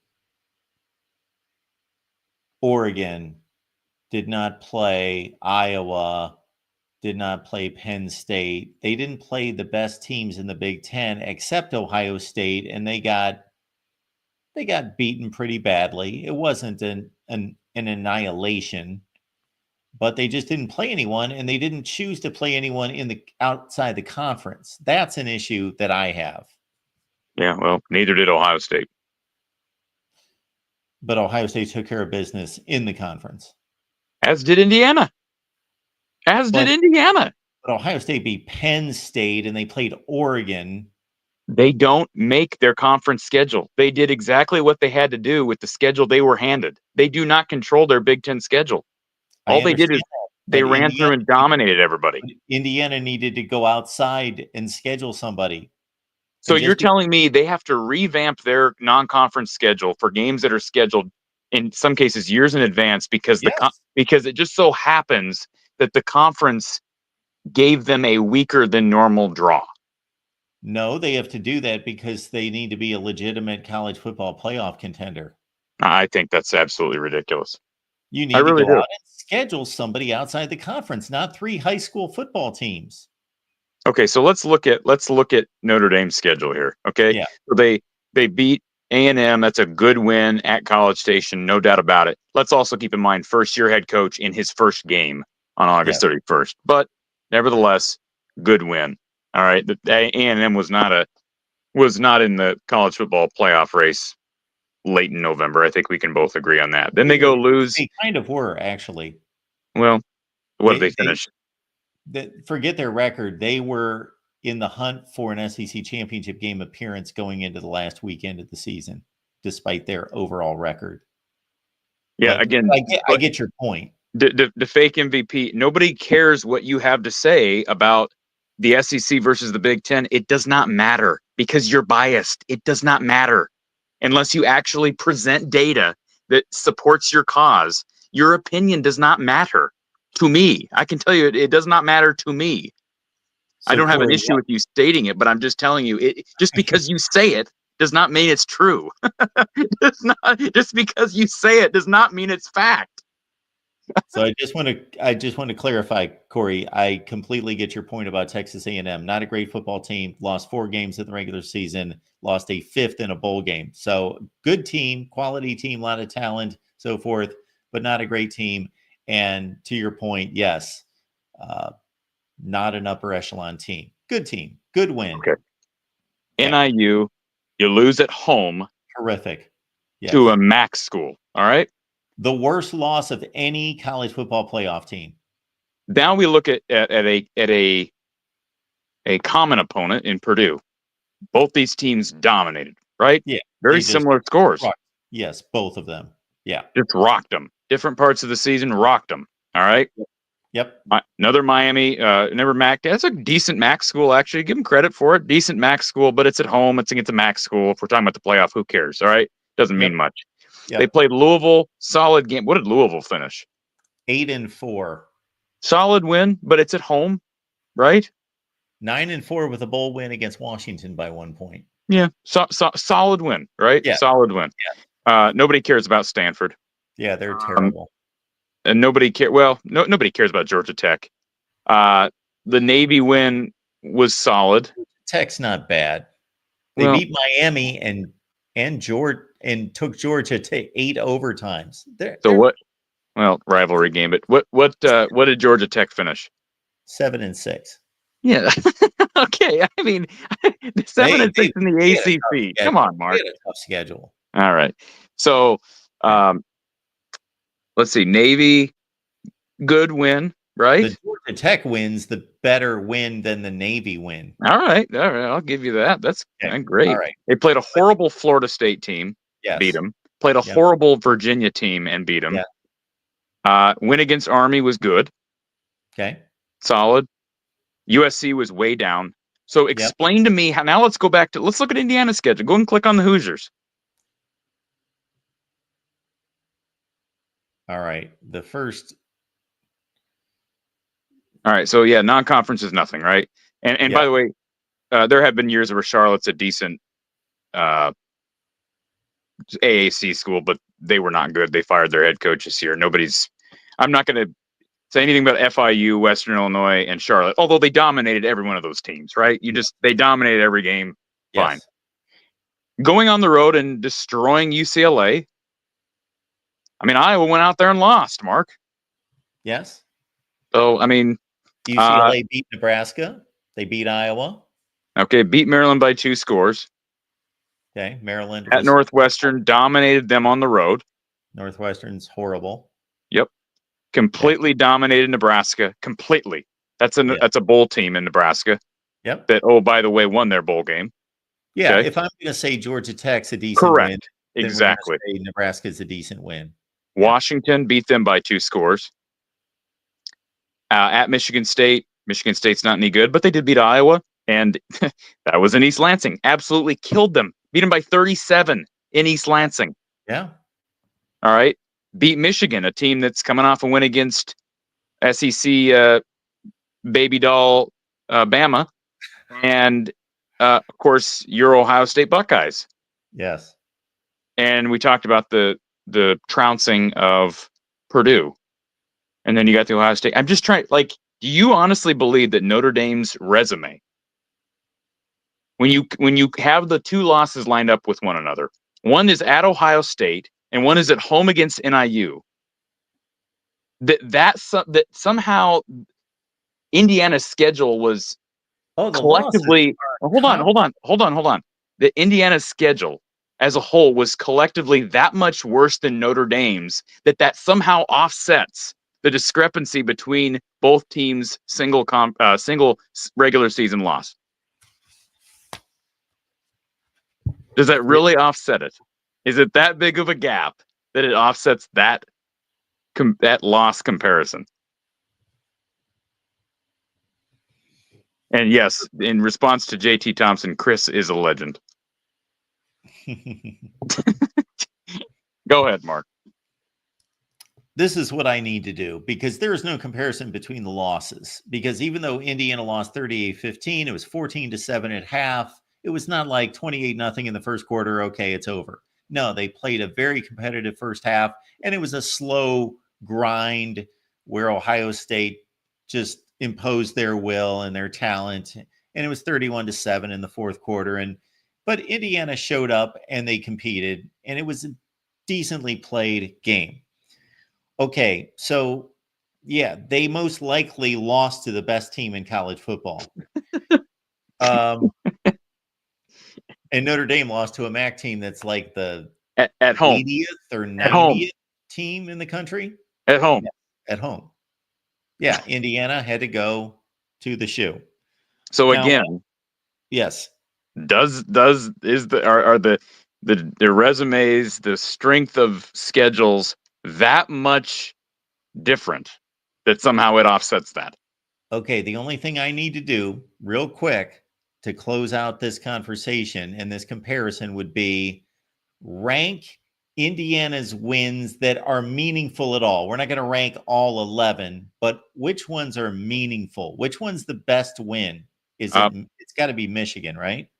Probably Michigan, although go back up. Who do we say they beat earlier? Oh, they blew out Nebraska as well. But yeah, I mean, Michigan's the best win on there. Michigan and Nebraska are the only winning teams that they beat, correct? Let's see. Go back up. 6 and 7. Yes, that's it. They only beat 2 teams with winning records. Yeah. Okay. All right. 8 and 5 and 7 and 6. Notre Dame beat Texas A&M 8 and 5. Louisville Georgia 9 Tech. and 4. Georgia Tech 7 and 6. USC 7 and 6. Those are the ones that come to mind. I think that's it, but we'll give it a quick look. I mean, unless we're going to count the teams in the MAC that had winning records. Are we going to count those teams? No. All right. Well, I guess we could. mean, if they had really good winning seasons. Miami, Ohio had a winning record, Mark. Yeah. What'd they go? Like they went like 10 and 3, didn't they? Miami, Ohio? They were in the Snoop Dogg Bowl. I don't know what they're. Okay. Back to Notre Dame. Yeah. Louisville, Texas A&M, Georgia Tech. And then, yeah, we get into this fuzzy group of 5, Navy and Army. Those, I equate those as Rutgers wins. Like they're Okay. something in that range. But if we're going to stay with the Power 5, it's 2 Indiana wins, Michigan 8 and 5, Nebraska 7 and 6, versus 4 Notre Dame wins of Louisville 9 and 4, Texas A&M 8 and 5, USC and Georgia Tech 7 and 6. Yeah, and my question is, does it matter what they look like? Yes. Okay. Because this is college football. Yes. All right. So the reason I bring that up, close win against Michigan for the Hoosiers. Yeah. Blew the doors off of Nebraska, which would be their other solid win, and then Indiana. I don't know what the margin was against Texas A&M. 10. 10. Tie Okay. game, tie game. 5 minutes left. Scored Okay. the last point. So close game. And then what were the other 3? Louisville, they beat by a touchdown, but they had game control. Like it was usually 2 touchdowns. USC was a really good game. Actually, USC was in the red zone down by a touchdown with 2 minutes left. Georgia Tech, they beat by 18. Okay. So I think my judgment on your argument is that it's a really good argument. I believe Notre Dame still has a better performance 1 through 12, games 1 through 12, but it's not so egregious that Indiana should be dismissed, that it's an argument. And again, I'm not, just for be very clear, I'm not arguing that Indiana's 11 wins were somehow better than Notre Dame's 11 wins. That's not what I'm arguing. What I'm simply stating is it that much better that it offsets the horrendous loss to a MAC team at home versus Indiana's one loss, which was at maybe the best team in the country? And then I also throw on, if we want to add to this, I still believe that Notre Dame should be punished in some way, shape, or form for not being in a conference and for saying we're going to be 11-1 and make the playoff without having to play someone good in early December. I think that's stupid. Supposedly, the punishment is that they cannot get a top 4 seed, regardless of what they do. But this didn't look like the top 4 seeds meant much this year. So no, don't know that really mattered. Or the seeding just sucked, which is also a possibility and a likelihood. Well, you know why it sucked. The seeding system, I'm sorry, the format sucks. We all know that. The bye system sucks. Yeah, because there are 2 conferences that are better than the others. So only 2 of the seedings matter or make sense. And we've seen who the best teams in the country are: Ohio State and Penn State and Notre Dame and these other teams that didn't get top seeds. We got a 7-8 matchup in the national championship game. Yeah. Yeah, and nobody's debating the seating structure needs to change. And in general, this is a different conversation. We don't have to have it right now. But I think idealistically, we go to 8 teams.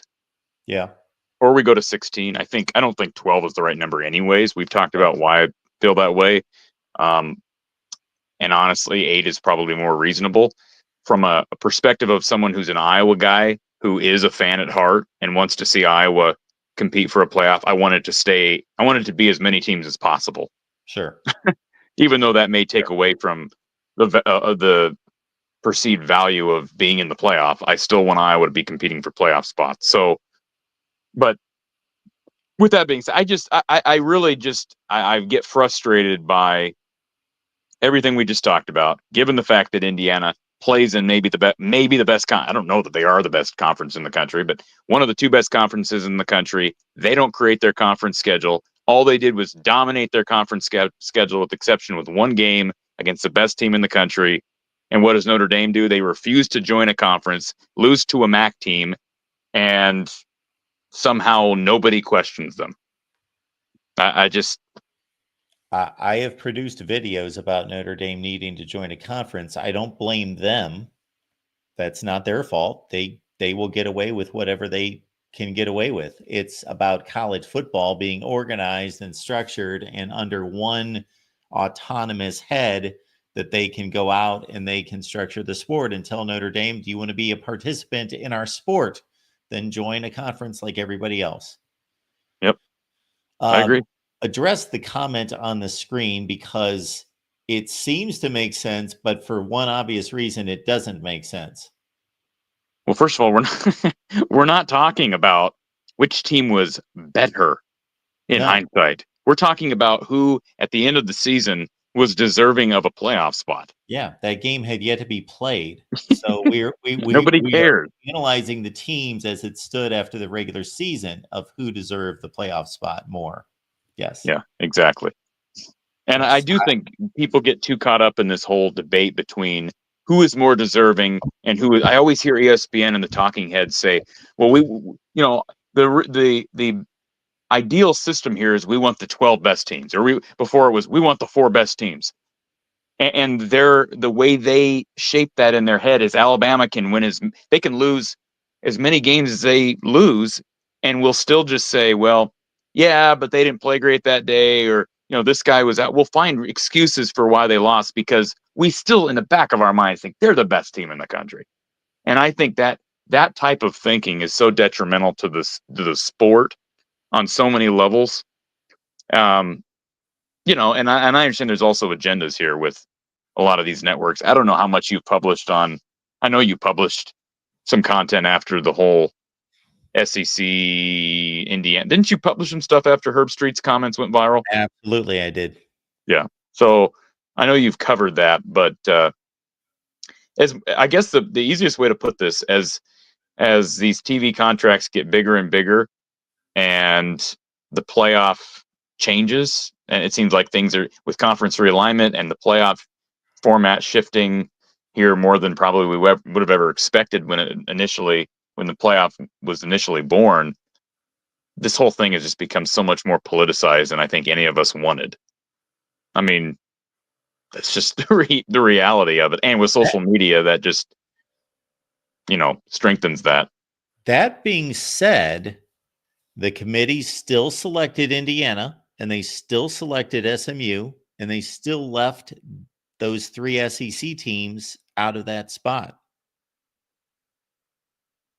Yeah, I don't have an issue with. I don't think the committee did anything wrong.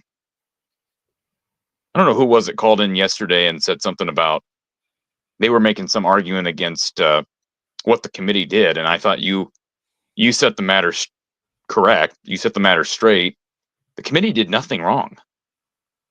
The committee did exactly what it was asked to do. Yes. The seating format, how this thing is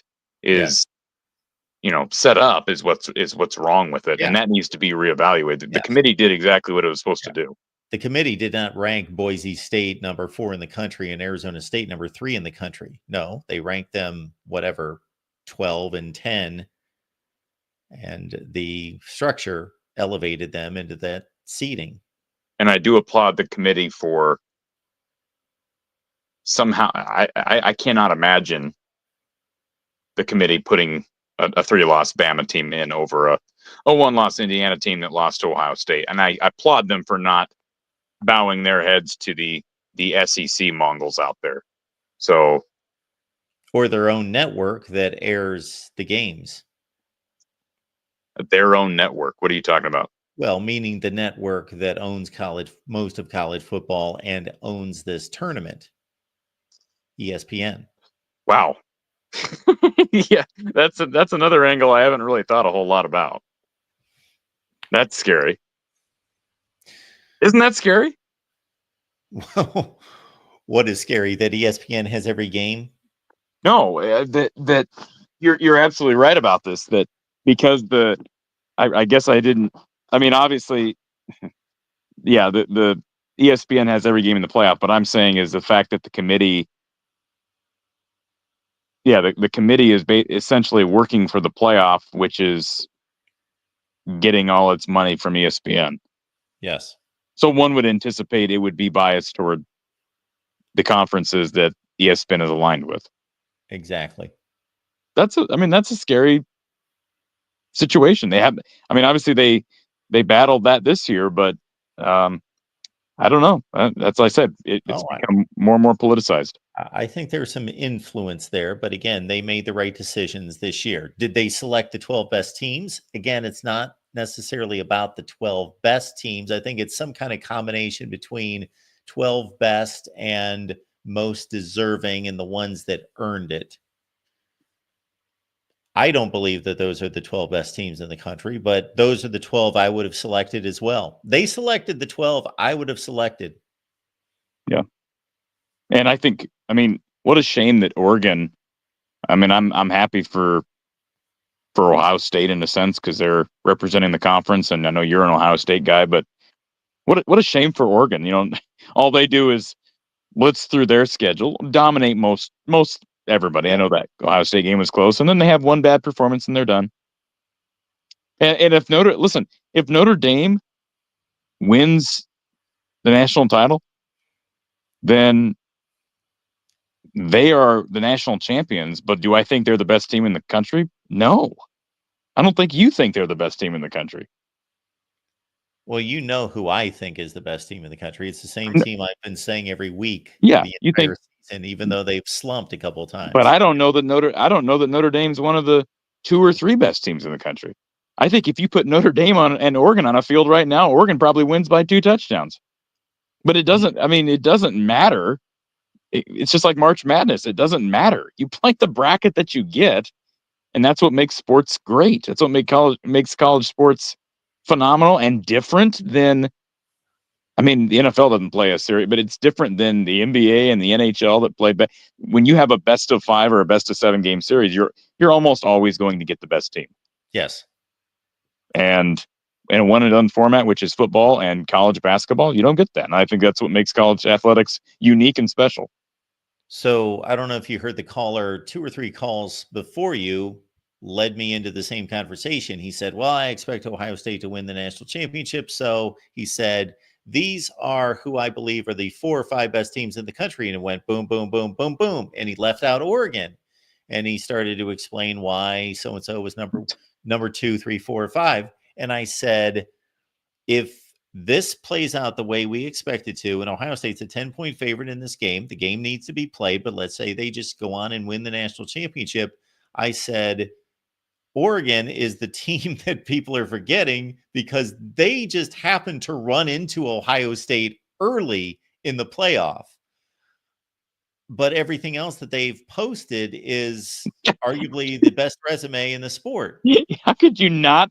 I mean, how could you not think that Oregon, based on the evidence, how could you not think that Oregon's one of the top 4 teams in the country?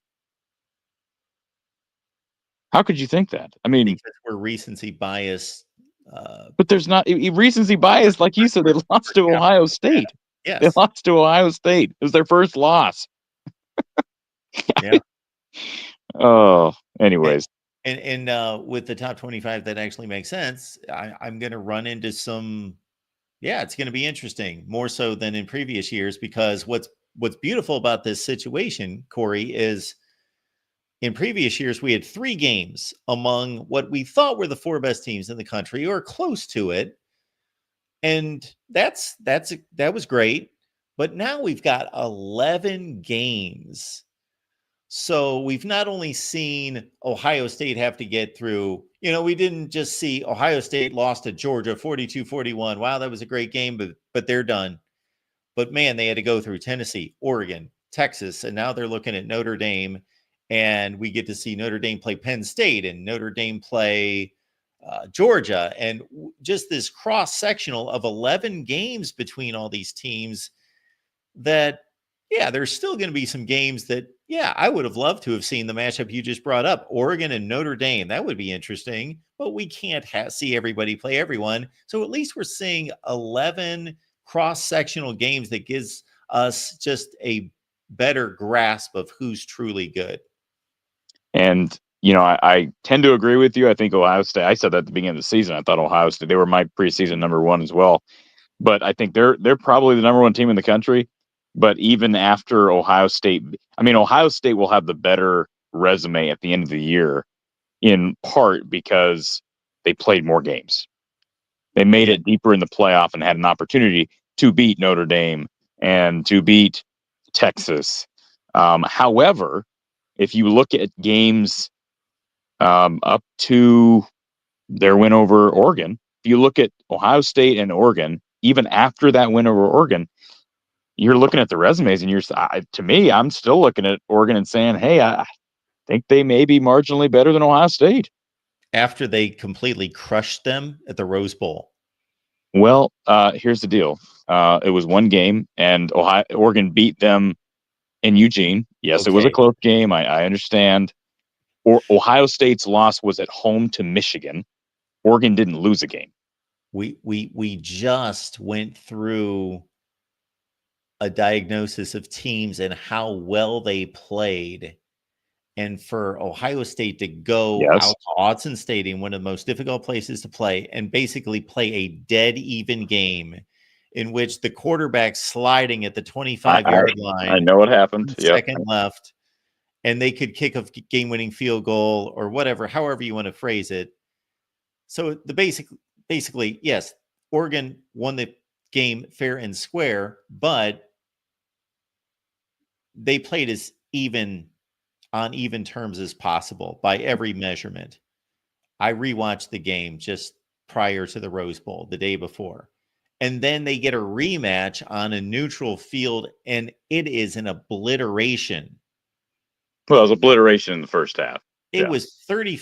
No, well, Well, Corey, it was. you know the game as well as I do to know we don't know how Ohio State would have played the second Correct. half. We If don't. they would have come out and said it's 0-0 again, let's play the second half. Right. I'm just saying the game was over at halftime. So I said they didn't dominate them for 4 quarters. They dominated them for 2 quarters. You're right. Yeah, it was 34-0. Yeah. I'm simply saying you're right about it does matter how you win, how you lose. We just established that earlier. But I'm simply saying Oregon didn't lose another game besides that one game and that one bad performance in the playoffs. Oregon did beat Ohio State, regardless of how it happened. And Ohio State lost at home to Michigan. That's all I'm saying. So I'm just, and I think Ohio State's the best team in the country, and I think they'll probably prove that against Notre Dame. But yeah, and after this whole thing's over, Ohio State will have the better resume. But I don't know. It'll be interesting to see people like you go through and actually rank these teams when all is said and done, because a lot of people will expect, and I'm sure some of the major networks will rank Ohio State 1 and Notre Dame 2 because that's how the playoff turned out. But I sure wouldn't do that. Well, you could bring up a great point, because my top 25 that actually makes sense in this new era of a 12-team playoff. If you had the overwhelmingly number 1 team in the country, let's say Oregon would have won all of these games and then lost the national championship by 1 point to somebody who had a couple losses and so forth and didn't have as good a resume. Well, if I hold true to my formula, I could rank a team that lost the national championship game as the number 1 team in the country. By the way, to Tiger Gorius in your chat, nobody cares what you have to say, bro. Call in if you're unhappy. That's all I have to say. Anyways, I usually only take shots at Darrell MVP because, we all know I love Darrell MVP. But I got to take a jab at him, a timer. He was getting all fired up yesterday on that SEC take. So he is seeing the SEC dominance slipping away, and he's fighting hard to argue on its behalf. I agree. And it may be, hey, I think you and I both know this may totally change next year. Do you want to discuss this with Darrell MVP, because he's calling in right now? Do I want to discuss it? What am I going to discuss? What do I have to discuss with Darrell MVP? I don't think he's got any kind of issue with me currently until he sees my conference rankings at the end of the season. That could be it. Let me make one. I'm just going to make one statement, because I think when people are trying to take a hit on Ohio State, they're knocking Michigan. But then at the same time, we're starting to bolster up Michigan because they just beat Ohio State and Alabama. So we can't have it both ways. Is Michigan a good team, or are they trash? As I keep hearing, they're trash. Well, they finished 8-5 and they finished strong. So I don't know that they're trash. So they're not trash. Have it both ways. They were a decent team. Who says they're trash? Who said that? Oh, I see it all over the place. Well, they're trash in comparison to what they were last year. Sure. But that's relative to the rest of the country. They're not trash. Okay. Are you ready for Darrell MVP? Sure. I'll this one up. Here we go. Okay. Darrell MVP, how are you? I'm doing good. I don't know why I'm being attacked from all angles tonight, Mark, but this is probably the most hate I've gotten in one live stream. I just want you. All I want you to do, Darrell MVP, is just admit that you're biased, just like me, just like Mark, just like anybody else that has some affiliation and heart towards a specific team. Just admit that, and we can move on. I've admitted that to Mark before. I've said everybody has their biases. And it's hard to mitigate it, but I tried to mitigate it to the best of my ability. Well, you don't do a very good job of it. And let me say something else. As it relates to data, you said yesterday that it was just conclusive that the SEC is the best conference in the country. I don't know if that's conclusive, but well, you can go back and listen to that again. But in so many words, you basically said that the SEC is still the best conference in the country. You were fired up about it. You were passionate about it. My question is to you: is if you're trying to take an objective look at this, then why can't you sit back as an SEC guy and someone who loves the sport and just say, yeah, I think the SEC is still better, but I don't know. Like, why does it have to be so rah, rah, rah? We're the SEC is the, I didn't realize I turned into a dinosaur yesterday, but Mark, like why are you sitting back like you're done with this conversation? I'm done for the night. I get to enjoy this. No. So, Corey, obviously, if I just said I don't know, then that'd be boring. I mean, obviously, the point is we're trying to figure out who's best, and that's the Captain Easy stance, as Nick Wright calls it. Take of just raising your hand and say, I think it's much. But Drill MVP Captain Easy stance is just going on, getting on a high horse for the conference that your team competes with. I think if you saw the chat yesterday when I said the SEC is the best conference, I don't think you would say that was a Captain Easy stance position. How many times? I'm just curious. You know how many times Drill MVP and Mark will know this? How many times, Mark, have I ever on our show together have I ever made some conclusive statement that the Big Ten is the best conference? Never. Never. Exclusive But way. it's never been true. So why would you say it? Well, and I'm not claiming that it has, but if I was Drill MVP and the roles were reversed, I'm guessing you'd be trying to spin the Big Ten as some. I'd go based off the data that I see, and the data I see shows that the SEC is the best conference. What is your data? Tell us your data. I look at the standings and I look at the records of the teams, and I rank them, and then I compared the results. Okay, show us the data. Tell us what the. I don't have an spreadsheet right now, and I can present it to you. If you want me to create it and email it to you, I will do that for you. No, I want you to share it. I want you to share it on the show. I don't have it available to share with you. I'm not like Chris and have these rankings. If you want me to create something and have a piece of paper and send it to you, I will gladly do it. It's not that hard. I'll give you some examples, okay, Corey? You can follow along. The Michigan-Alabama game, okay? Everybody What about it? Huh? What about it? Well, everybody was saying, oh my gosh, this proves the SEC is down horrifically. Michigan just upsetted Alabama, and they were double digits. First off, the point spread doesn't matter. But let's look at the conference standings, okay? Michigan is the 7th best team in the Big Ten if you look at the conference standings. Alabama, 1, 2, 3, 4, 5, 6. They're the 5th best team or 6th best team in the SEC, depending on how you look at it. So is it really that massive of an upset in the grand scheme of things? No, not really. But everybody blows it out of proportion because the Big Ten for so long hasn't won those type of games. Another one is Illinois versus South Carolina. There's 6 SEC teams that are undisputedly has to be ahead of South Carolina because they either beat them head-to-head or have better conference record. And those 6 teams are Texas, Georgia, Tennessee, Ole Miss, Alabama, LSU. So at best, South Carolina is the 7th best SEC team. Meanwhile, Illinois is either the 5th or 4th best SEC, 4th best Big Ten team, depending on where you put Indiana. Indiana's kind of in a weird spot. I don't know how you're going to do it, Mark, because they play nobody.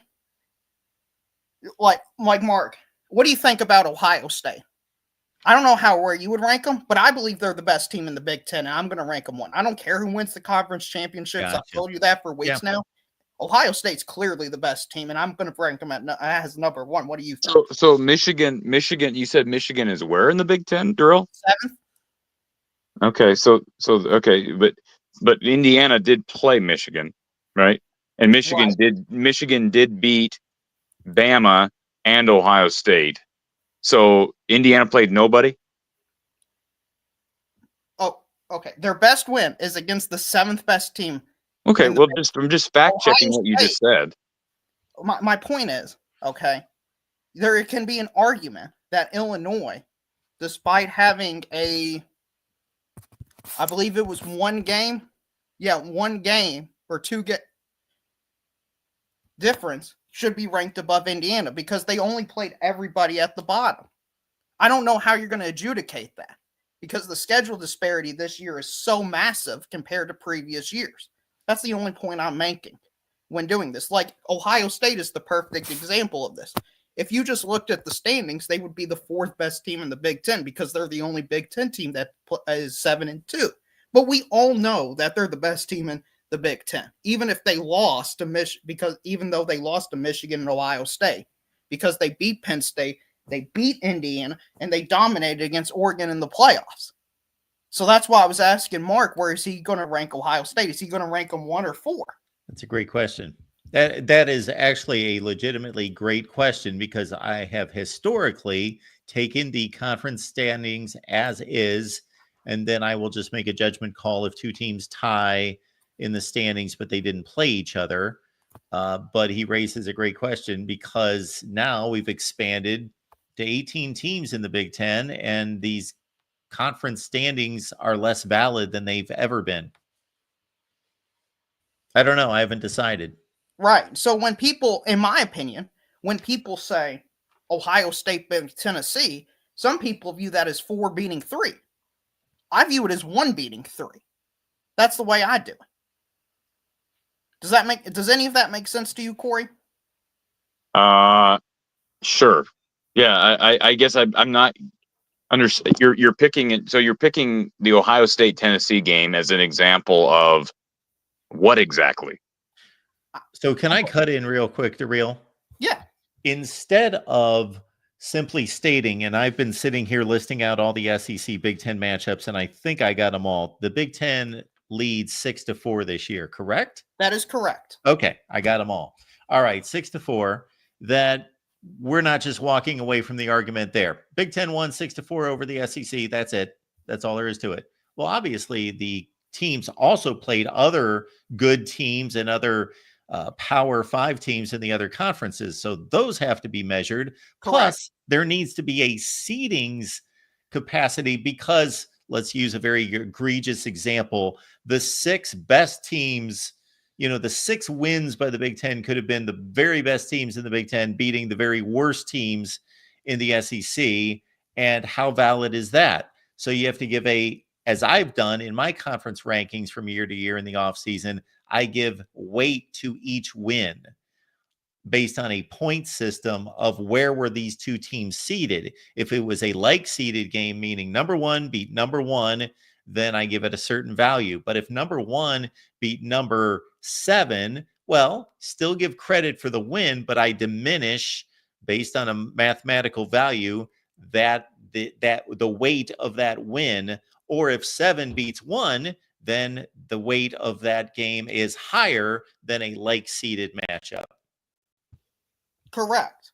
And I misspoke yesterday and got it wrong. Nebraska's the 14th best team in the Big Ten in my thing. That I for some reason thought they were 4 and 5. Okay. But they're actually one of the worst teams at 3 and 6 because of real.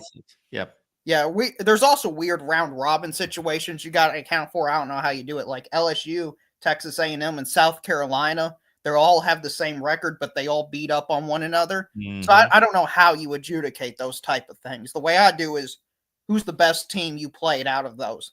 So Texas A&M beat Texas, who's 7-1 in the SEC. So I have Texas A&M over South Carolina. But some people may not have them because they believe South Carolina at the end of the year was on a hot streak and should have been in the playoffs and was ranked higher.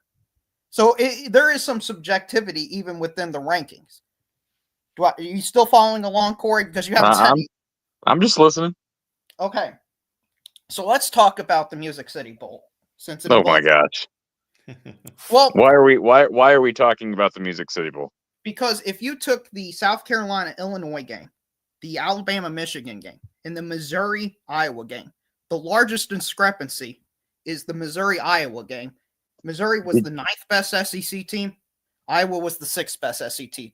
So that result should be valued more than the Alabama-Michigan score result and the South Carolina-Illinois result. Wait Time out. Can I see something real quick? Yeah. While your seedings and your approach, I can completely understand. I won't say I agree, but I understand and mostly agree. When you say Missouri was number 9 in the SEC and Iowa was where in the Big Ten? 6th. So that sounds like some discernible difference there. Iowa went Correct. 6-3 in the Big Ten, right? Correct. Okay. And Missouri went 5-3 in the SEC, correct? Right. Okay. There's not a whole lot of difference there. I understand that, but the problem is also with the SEC, when ranking the teams is something else you're going to encounter, there's this hodgepodge of teams at 5-3. There's like five or six of them. Yep. So I put Missouri at the bottom because they played by far the weakest schedule and lost to every other team that was 5-3. So what I am also going to introduce into my formula will be a winning percentage of the winners versus the losers and the losers versus the winners in these conferences. Can you give an example of how that would work? I'd give an example of, let's say the Big Ten won 6 games against the SEC. What is the winning percentage in conference of all these 6 teams from the Big Ten that beat the SEC versus those 6 that lost these games from the SEC? That's going to tell us something. Yeah, it should. Yep. Okay, proceed. I got you. And before this Ohio State-Texas game, okay? Now, I believe after the game, the Big Ten has had a better postseason in the college football playoffs. But who did you think before this result tonight, Corey, had a better showing in terms of conference? The SEC or the Big Ten? Because for me, I believe it was the SEC because they beat the best team in the Big Ten, or no, the ACC, sorry, the best team in the ACC and the best team in the Big 12. Meanwhile, the Big Ten beat the second best team in the ACC, the best team in a group of 5, which it is meaningless to me, and beat the third best SEC team. So which one do you think's better before tonight's result, Corey? You ran through a laundry list of the major Big Ten and SEC bowl game. We're talking about bowl season, correct? Yes, right now we're talking about bowl season because right now, and then we'll go back to the regular season because there's a lot of regular season results that were bad for the Big Ten that nobody remembers or talks about. Yeah, I mean, I'd have to look again. I'm not drawing a definitive conclusion one way or the other. I'm just saying I'd have to look through the bowl records. I'd have to look through non-conference. I'd have to look through, I think your ranking system makes sense. I'm not going to debate your ranking system. Well, thank you for that. Also, do you believe the bowl games matter? Because this is something that bothers me from certain fans. They say bowl games don't matter, okay? And Mark experienced this last year with Michigan fans. You remember, Mark, when Michigan fans called on here after they beat Missouri? But before the game, they were saying that the bowl games don't matter? Yes. How do those ideologies work together? Can you explain that? Well, they seem to change rather quickly when, for example, in Real MVP's example, Ohio State was playing a quote-unquote meaningless bowl game because they fell short of the playoffs at 11-1. They were relegated to the Cotton Bowl to play lowly Missouri, and so it didn't matter that they were going to trounce Missouri. And then after they had all sorts of opt-outs among Marvin Harrison Jr. and Kyle McCord in the offensive line and lost to Missouri, that suddenly they were trash because they lost to Missouri. Ha, ha, ha. Right. And I'm basically using that same argument for bowl games because I believe it was pretty decisive that the SEC was better before bowl season. But the only reason Big Ten fans are now hopping onto the Big Ten is better than the SEC is because they had results go their way. And that's just my opinion. Well, to counter that, it's pretty obvious that when you have results go in your favor, then you're going to be arguing for your conference. Yeah, but I want some intellectual honesty, Mark. Maybe that's a high thing I value, but if you say something doesn't matter before it happens and then it breaks your way and then you say it matters. Sure. I feel, Who's saying that the national semifinals don't matter?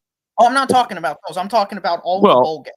You're saying okay, but you also alluded to Ohio State, Texas, and now the convenient narrative for Big Ten fans is that the conference is better. Well, Oh, the playoff games should matter, and they absolutely do. I'm talking about the South. People were saying the Big Ten was better after the South Carolina, Illinois, and Alabama, Michigan results. So okay, if bowls don't matter, and I'm not saying they do or they don't. I think it's unfortunate where the state of college football has, it's taken away from the legitimacy of some of these wins. I understand that, but I guess my response to that, without looking at all the regular season data, and without trying to figure out what type of weight to place on bowl records, bowl performances, etc.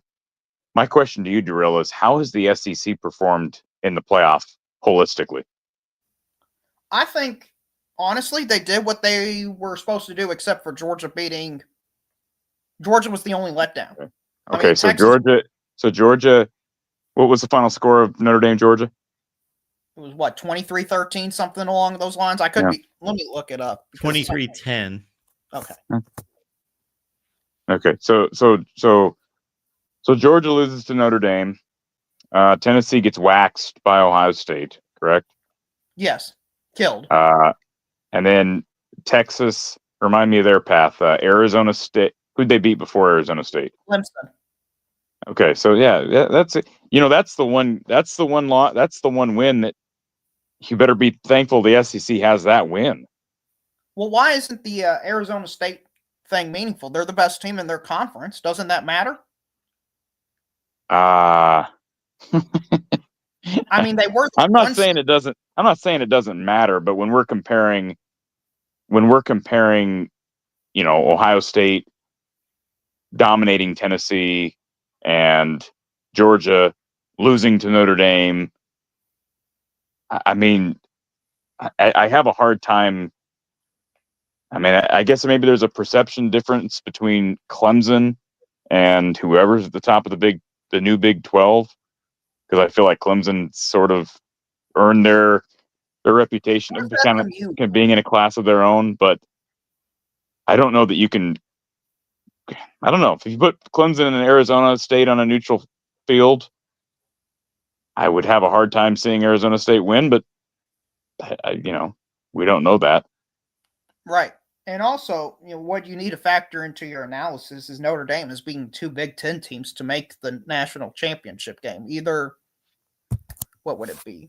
The second I'm going to put them third because they're tied with Penn State. The third best Big Ten team, or the second and third best Big Ten teams to get there, because it's Penn State and Indiana, if you want to do it that way, or the way I do with third and fourth.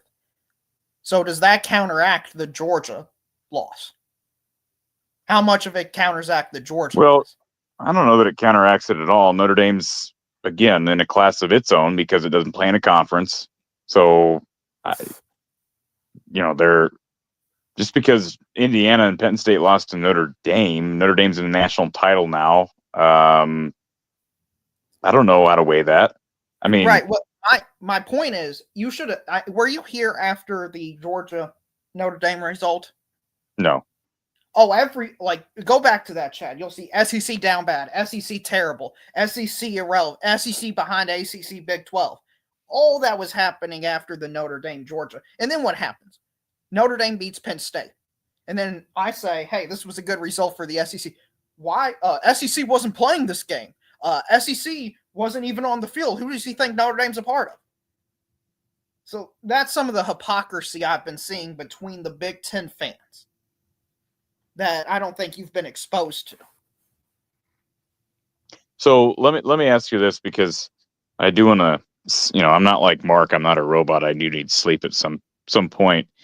But let me ask you this: if Ohio State goes out and wins the national title, and it sounds like you expect them to do that, yes, they should win the game. How much weight do you place on being a national champion? Because you talk about hypocrisy. It appears to me, my recollection is that SEC homebodies love to bring up the national championships that the SEC has won.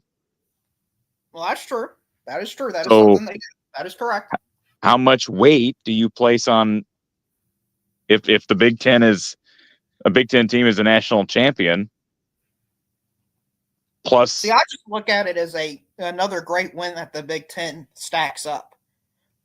That's the So way you don't place any higher importance on the fact that they're the national champions. Not really. I don't think that should. I mean, it should be a factor, but I don't think it should be like, oh wow, because the ACC in 2016, 2018 won the national championships, and they weren't even close to. Yeah, but this is a different this is a totally different conversation because this conversation is clearly closer than that's a totally different. Right, but my general point is that wasn't going to propel them above the Big Ten and SEC back then, even. So I think it should just be used as another data point of another great win. Well, because, I'd have to think that winning in the college football playoff in general, and winning in the semifinals, and then winning in the national title game against Team A is a bigger deal than beating Team A in the regular season. Well, I guess, but man, I saw 2 years ago, and I'm not saying I saw 2 years ago when Georgia absolutely body bagged TCU, and nobody was giving Georgia credit for that game. Like nobody. Everybody was just saying TCU was fraudulent. TCU didn't belong in the playoffs, and that game. I never set said the that. entire conference back. Yeah, I never said that. I understand you did, but I walked away. I walked away from that game, regretful that Georgia was just that dominant, that much better than everybody else. Now, do I think the conversation of what would have happened had Ohio State and Georgia played? It's irrelevant because Ohio State missed that kick and didn't have a chance to play them. But you mean TCU? Or I mean TCU. Excuse me. Yep. You don't think Georgia was given credit that season to real? I think it was like a foregone. I think the culmination of that season was many people just thought, well, Georgia is just, and part of it had to do with them already winning the year before. Well, this is a dynasty. This is a back-to-back champion. They are that much better than everyone else. But there was a contingent of Ohio State Big Ten fans or just observers that knew Ohio State was just that talented that, wow, that game came down to one kick, 1 point. So they did win the national championship, but there's this other team that was capable of beating them. Well, I'm not saying Georgia didn't get any respect. I mean, they obviously got tons of praise. They won the national championship. The lasting impact over the years of that national championship hasn't been Georgia was this elite team and possibly on the verge of the dynasty. It was, my goodness, TCU was a complete fraud of a team. And that's the way I see it. I mean, you still hear people talk about, 65-7. It was the biggest blowout in national championship history. I think what happened with TCU is very similar to what happened with Indiana this year. I agree, and I don't think either one of those teams are frauds. I think that's part of college. I just keep going back to this. That's part of college football. A team gets hot, plays the schedule. Now they played in a different Big 12, right? It was let's see, that would have been. Well, let me think here. Now I've got the conference realignment years messed up in my own head. Who did TCU play on the way to the national title? Who was their conference? No. I'm talking about their conference schedule. They lost to Kansas State. Right. In the conference. Lost to Kansas State, but what were their wins in the Big 12? Well, they beat Baylor on some weird field goal formation. You remember that? They did that fire drill.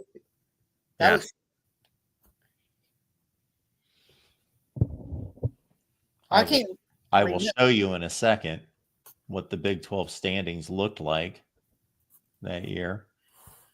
I probably could recite them if I really thought about it, but I don't care to do that at this time of. What I thought was funny, and I'm not the person that generated this, but what I thought was funny was that you had people like Kirk Herbstreit, who is a former Buckeye and now works for ESPN, somehow going on a national broadcast after Indiana loses to beat thoroughly by Notre Dame, claiming that this is somehow proof that the committee got it wrong. And yet, I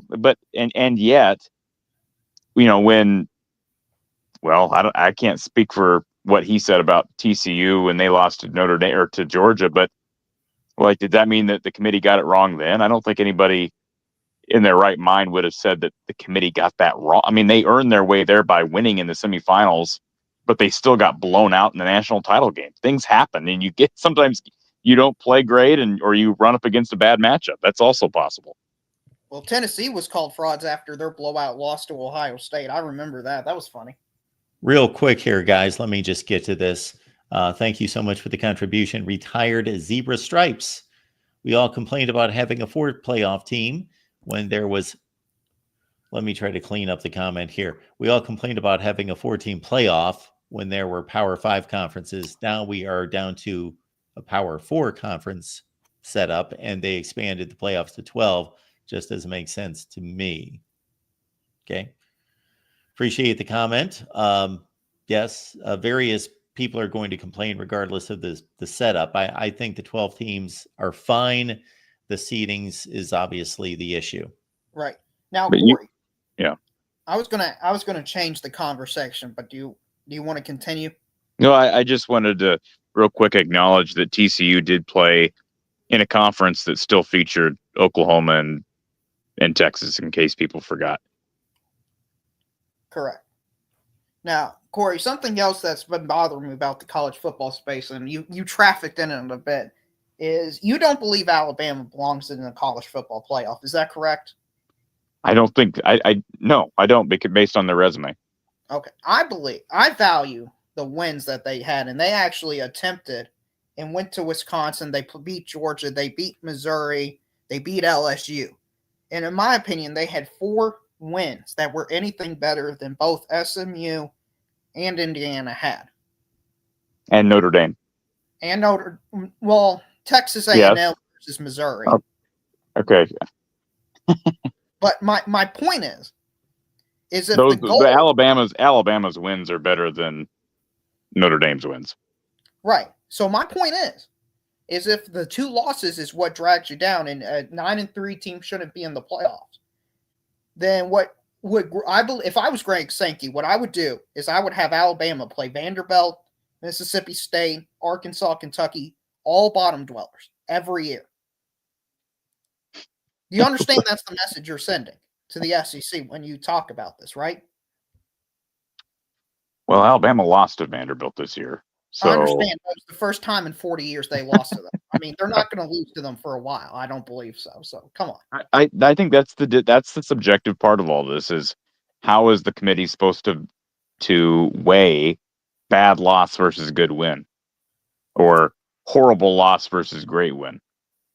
Because that's what Alabama did. They made it difficult because there's so much subjectivity, because there's such opposite ends of the spectrum with what they did all year long.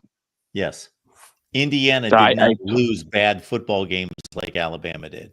Yeah, I mean, it's just so Indiana's resume is so plain as day. It's just like, well, they didn't play a tough Big Ten schedule. They basically dominated everybody but the best team in their schedule. That's that. Alabama's schedule, it's like, where do we start with their resume? I understand that. But if people complain about the playoffs, then the solution, if we're going to keep it this way, is to have teams that are capable of having the highs. That way they can compete against a Penn State, a Notre Dame, and those type of teams. But we're not doing that. We're only having teams that have shown they don't lose to bad teams, which is irrelevant in the playoffs. Do you get that?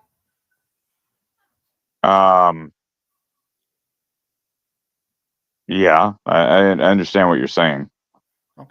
So why is the discussion this year been focused on the losses and not the wins, in your opinion? Well, Vanderbilt is just. Is it because of their brand, their name? I mean, yes. This year, they're decent. They're not terrible. Yeah, I understand, but the brand is part of it. But I mean, what's that? It shouldn't be. Well, I mean, probably not. But it's been a long time since we've seen a Vanderbilt team that had a pulse. This Vanderbilt team did have a pulse. No, I know. I'm saying it was a long time before that since we'd seen this Vanderbilt program that had a pulse. I I completely agree with you. And in my opinion, just people saying, well, they lost to Vanderbilt and Oklahoma, therefore they belong out of the playoffs, is like, well, everybody says the non-conference schedule and the we love these big matchups. If you believe that, then I don't understand how you can believe that and say, well, you can only lose a certain amount of games because But Oklahoma's a different end of even that part of the spectrum because they're a big brand that was not good. So you have Vanderbilt, it's a horrible brand that was actually decent, and then you have Oklahoma, who's a good brand that was not decent. So you're right, but that's what I'm saying. That their schedule is so complex. I should say their resume is so complex. I get it, but why do you think people just say, well, Indiana? Nobody even argued for them being out of the playoffs, and everybody just assumed Alabama was out. And nobody argued against Indiana being in the playoffs. No, during that last week, it was between SMU and Alabama. Indiana wasn't even factored into it. I mean, I heard a lot of people. I can't speak for what the committee was weighing, but I heard a lot of people that, for a long time, thought Indiana was not playoff worthy. And I also think, does the committee look at consistency?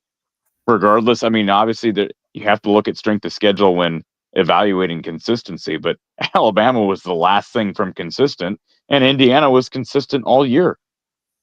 Right. It's so easy, Drill. It's so easy. You know about the Iowa culture, and Iowa was not great this year, but Iowa went out there to UCLA and lost. They went out to East Lansing and lost. Indiana went out those places and dominated.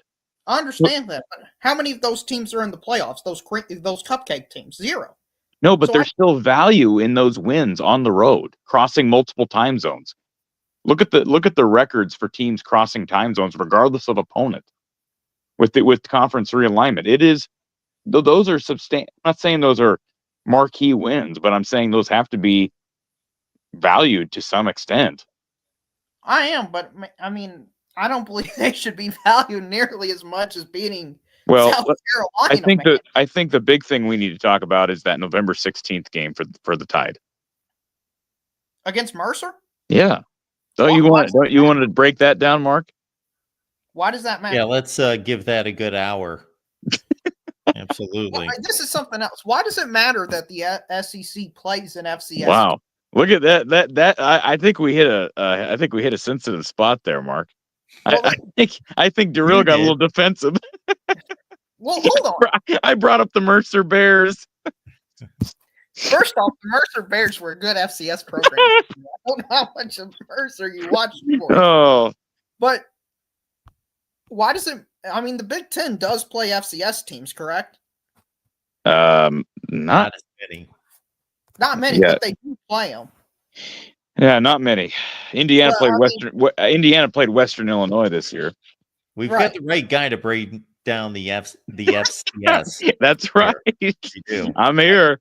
I can almost not talk at this point of the night. Drill MVP, did you know, Drill MVP, that I'm launching FCS at the Voice of College Football? Oh, that'd be a good channel. Do it. Did you see the Montana State, North Dakota State game? That was a good game. Did you see that Montana State's star tackle was visiting Michigan State yesterday? Oh, I haven't seen that, but that's not surprising. He was visiting the Breslin Center. There's some good players in the FCS. Yeah. Did you see the post game? North Dakota State's head coach was like, "We're back now." I mean, did they ever leave, Corey? Is this something I missed where everybody was just doubting North Dakota State all year? It's you do know who the head coach for North Dakota State is, right? Drill MVP. Huh? I have no idea. Please tell me. Tim Polasek, former Iowa offensive line coach. Okay, I think he's a great coach, and I don't actually. You know what? I actually don't think he's a great coach. Oh, what's interesting? I know too much about how he coached at Iowa. Somebody brought that up the other day. Would he be a good replacement candidate for Kirk? And I cringed. I actually don't think he's a great coach. I think that's a place that's it's hard to explain to people that don't follow the FCS, but it's a very favorable place to win for obvious reasons. Just like Ohio State or Alabama at this level. I agree. I think, Corey, we got $60 in super chat, so that means we need to talk some more FCS football. So, Well, when I launch the FCS at the Voice of College Football, you'll be my first guest. oh, good. I hope you remember me. I know you hit 10,000 subscribers, so I know. I did hit 10,000 subscribers. The Yeah. Real's keeping track. Yeah, he doesn't show up on my channel anymore. He's too good to call into the. No, it's because, Corey, you're so popular. Have to wait like an hour and a half, 2 hours in There line. you go. You got to And wait a long time for Mark too. I mean, sometimes I log on here and I'm like, I just give up. Well, if you're one of the first few people, you can get in kind of easily. But on your show, I have to be there like 45 minutes to an hour early, just waiting. What's great is when there have been times where I've gotten out of order, Mark, and there'll be somebody that is a long-winded guy that I just kind of like, oh, hey, I think I missed this guy.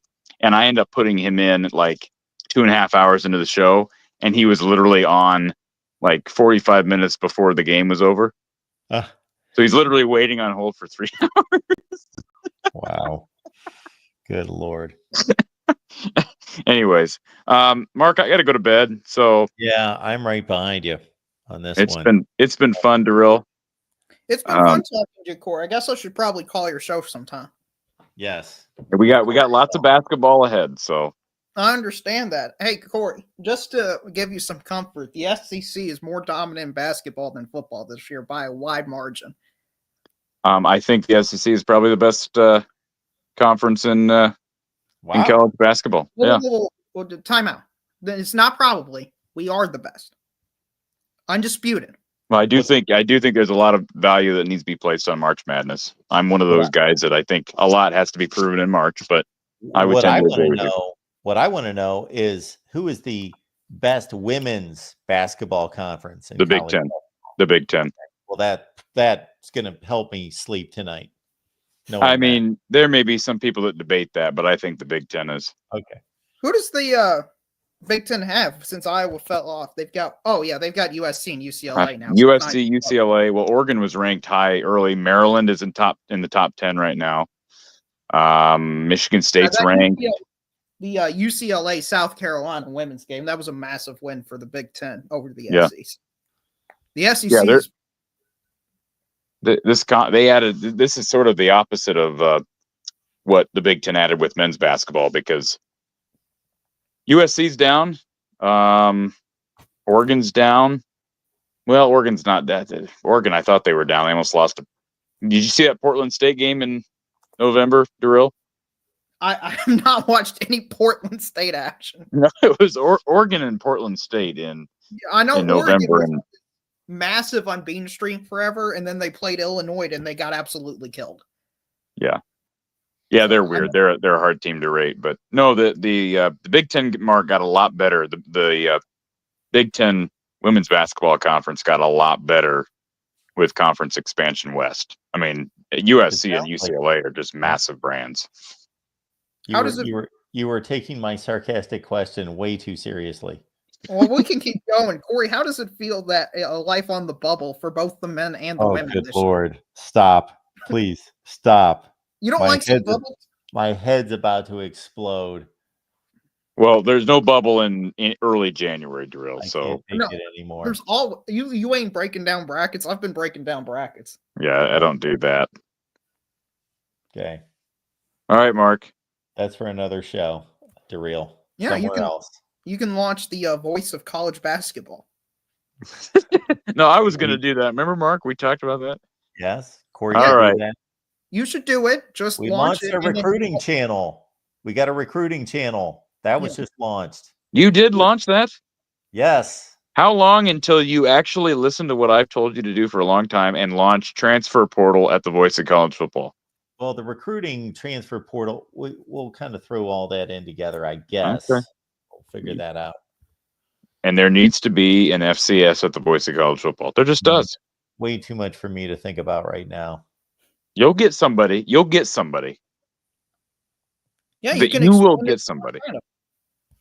No, the real MVP. Would you agree though? FCS at the Voice of College Football would be an intriguing platform.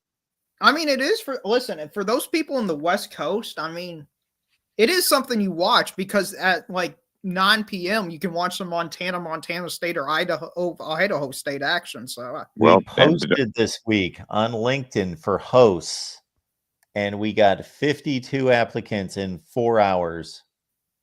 really, Yes, on LinkedIn or on Indeed? LinkedIn. Okay? So I don't know much about LinkedIn. You can post job opportunities on LinkedIn. Yes, yes. So are these people legitimate or are these bots? No, they're not bots. We've already hired a graphics design team of 4 people. Really? Yes, jeez. Man, this they is they started Monday. this Yeah, thing is an empire. we're working on it. Uh We're doing it the dumb way though. Corey, you've mastered the smart way. It's just you and your celebrity yeah, just yeah, makes it all work there from yeah, the Hawkeye of the Storm. When I tuned in, was that last night or yep. the night before? Last night, I caught it at exactly the time that you were complaining about people screwing up the name of the channel. I don't know if I told you this, but I get to my seat in the press box, and it says on on the you always have your platform name there, and Yeah, it literally says Corey Brad, a Hawkeye of the Storm. I filled out the application myself. I filled it out myself. they missed 2 words. No, they didn't miss it. They corrected me. Oh, They okay. corrected me. I did not miss it. That's my point. Like they felt the need to correct the name of my platform, of my Did you business. did you solely come up with that name, or was there a brainstorming session for that? Did I solely come up with that name? Were you the one who solely, singularly came up with that name, or did you ask No, around or no. consult? It was pretty organic actually how that came Okay, up. so was this. Yeah. Because yeah, at one point the thought process was from the eye of the storm, Okay. just Well, because that's that's something people relate to, but right? that would not have made any sense. Well, it makes sense from the sense. Okay, it makes sense from the standpoint of I broadcast from Ames, which is Sure, home of the Cyclones, and this is a Hawkeye platform. but it's That'd be Iowa good for a weather channel. athletics. Yeah, understand, Mark. That's So why it you ended up nailed getting. it. Yes, your change nailed it. Yeah, and then yeah, it was just like wow, from the Hawkeye of the Storm. There you go. Oh, Okay. Mark, can I Yes. complain into something about Corey that he has no idea about? Oh, great. I So guess, sure. yeah, so you went to the Music City Bowl, correct, Corey? That's correct. I was there too, and I wanted to meet up Oh. with you, Look at that. but you I got never sick. heard. I never heard anything about that. I was walking around the field pregame. I was looking in the crowd. I was looking for you. Why were you at the Music City Bowl? I go every single year to the Music City Bowl. That's Why? what I do. I don't know. It's just something people do. Is they just go and support their local bowl games. So you live in Nashville? So anyway, my point is He's not going to answer that question. that's Yeah. correct. He My doesn't want point- people to know where he lives, and yet he just called it. He just called it his local bowl game, and he's not willing to say if he lives in a city that's like 2 million people strong. Yes, Nashville is so small, people are going to be able to diagnose Hey, exactly hey, what right street now he lives I'm on Fast People Search right now, searching Darryl MVP. Well, you ain't going to find. in. Nashville. My point is, Corey, is I got sick in Nashville, and I'm blaming you because a few days later I saw your post saying you weren't going to do a post game show because you had an illness. So I'm going to choose to blame you for causing me to get sick. Okay, yeah. No, it wasn't me that had the illness, by the way. That was my Oh. my co-host. But Well, then that kind of throw away my theory. But were you having too much fun on Broadway? no, gosh, no. Broadway's a beautiful place, though. I love Broadway. I do Broadway's too. great. The vibes of Broadway is just somewhere you just don't experience hardly anywhere else with all the country music. It's a great place. Well, when Iowa overachieves next year and makes it back to Nashville, we'll have to meet up. You should Right, have Mark? done a meet and greet, Corey. I would have met you, and you could have been the second person to see my face. You would have been the only person in that meet and greet line. Can you That's imagine? Can you imagine? We got all these. We got Jason Aldean's bar. We got Morgan Wallen's bar. We've got the Johnny Cash Museum, and then you have a stand for Meet Corey Brada from the Hawkeye of the Storm. Somebody would probably come up with a Sharpie and cross out from the. Oh, you got it wrong. Anyways, all right. That is. I'm actually leaving now. Good All to talk to you both. Thanks, Mark. When can everybody find you next? We'll have live post game tomorrow night. Actually, hey, Iowa, Indiana men's basketball tomorrow night on Fox, Mark. Wow. Saturday night on Fox. At 20 years ago, that would have meant a lot to me. And then Sunday, it's the Hawkeye women taking on Indiana. I don't know what channel that's on. I think that might be on I don't know what channel that's on. That could be on Fox as well. Durrell, do you know that game? What channel that game's on? Afternoon, I'm pretty sure. I'll be honest, I completely ignored you for the last 30 seconds of replying to comments. So Iowa, Indiana on Sunday, the women. The men play on Fox tomorrow night. Iowa, Indiana, the women on Sunday. I'm curious what channel it's on. I should know that, but I think it's on Peacock. I could be off on that. I have no idea, but if He's Googling as we speak. I am, it's on Peacock. I simply asked when your next post game was going to be, not where people could find the network post game tomorrow, post game tomorrow, post game Sunday, and it's nonstop until March. I hear you. All right, Corey. Thanks, Mark, for being here. Thanks, man. Durrell, thank you. There's fine. There's a super chat that asked for me. I don't know if you want me to respond to it since it's a super chat or. Sure, we're going to get to these. Brian, thank you so much for being here. Thank you for the contribution. Durrell, bottom line, college football is down this year. There are no elite teams. Ohio State is the best team in a year with not many great teams. This Ohio State team loses to the last 11 national champions, which, of course, we will never know and cannot be substantiated. Right. But I agree generally with that sentiment. What do you think?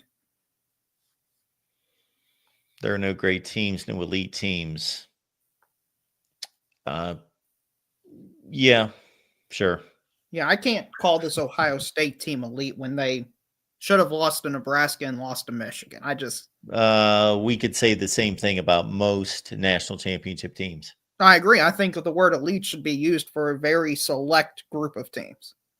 Yeah. I think that word gets thrown around way too much. We get about 2 weeks deep into the college football season, and everybody goes crazy every year about, oh, man, isn't this season crazy? And look at all these upsets and da-da-da-da. No, it's really not that much different. Every national championship contender, and certainly even the national championship team going all the way back to 1995 with Nebraska, they would be the only example, the most recent, 1995, of a national championship team that did not either lose or get scared, have a scare against a marginal team, not a great team, a marginal team. Right. The last elite team that I remember was the 2019 LSU team. That's, in my opinion, the last elite team. I know the Michigan fans will argue their team last year was elite, Mark, which God bless them. They can have all the fun they want. But anyway, Mark, I know you're getting tired. Thanks, probably. Real. Yes, I'm ready to go. You have fun listening to your Elvis playlist. Absolutely, I will. Thanks, man. All right, let's get to these super chats. And Brian, thank you so much for that. And David, thank you so much for basically financing our show tonight. But I certainly want to acknowledge Drew McFly and retired Zebra Stripes, and also, again, Brian with their contributions. So thank you for those. But David, thank you so much for your 3 super stickers, which keep us rolling here at the Voice of College Football. Order a book tonight. Why don't you do that before you go to bed? Order the book. It's in the description section. The link's right there. It's at the top of the description section of this and every video. So just get the book tonight. That's how I'm going to push this book going forward. Just get it. You're a junkie of college football. You love it. You will love the book. That's all there is to it. I will be back sometime tomorrow, most likely, as I'm understanding, with a transfer portal update and a report from Leanne Herring in San Antonio at the Navy All-American game. So we're going to do that on Saturday. And then, of course, we're going to rev it up for the national championship matchup, Ohio State and Notre Dame, from just about every conceivable angle right here at the Voice of College Football. And for all of you who checked in, we so much appreciate you. And I believe there is another. Oh, there's more to get to. Bilal, thank you so much for the super sticker. That's very kind of you. And also Brian coming back with this one. Name me a 2-loss champion with a loss to a 5-loss team. Name me a team that will have defeated the likes of a 10-2 Tennessee team, a 13-0 Oregon team, a 13-2, 14-2, whatever they were at the time, Texas team, and a 14-1 Notre Dame team. So the answer is no one. Thank you. All right, Wheeler, thank you so much for becoming a YouTube channel member right here at the Voice of College Football. And we are going to be looking at our YouTube offerings for the exclusive membership tiers and also on Patreon. And that's one of our goals here in 2025, to make those more beneficial for all of you. So, Wheeler, thank you so much for that. I am 10-0 picking these college football playoff games, by the way. And did pick Ohio State to not just win, but to cover, and Notre Dame to not just win, but to cover. And both did happen during the semifinals. So we will continue our hot streak, hopefully on January 20th, and we will complete the college football playoff run at 11-0. Appreciate you being here at the Voice of College Football. We will see you sometime on Sunday.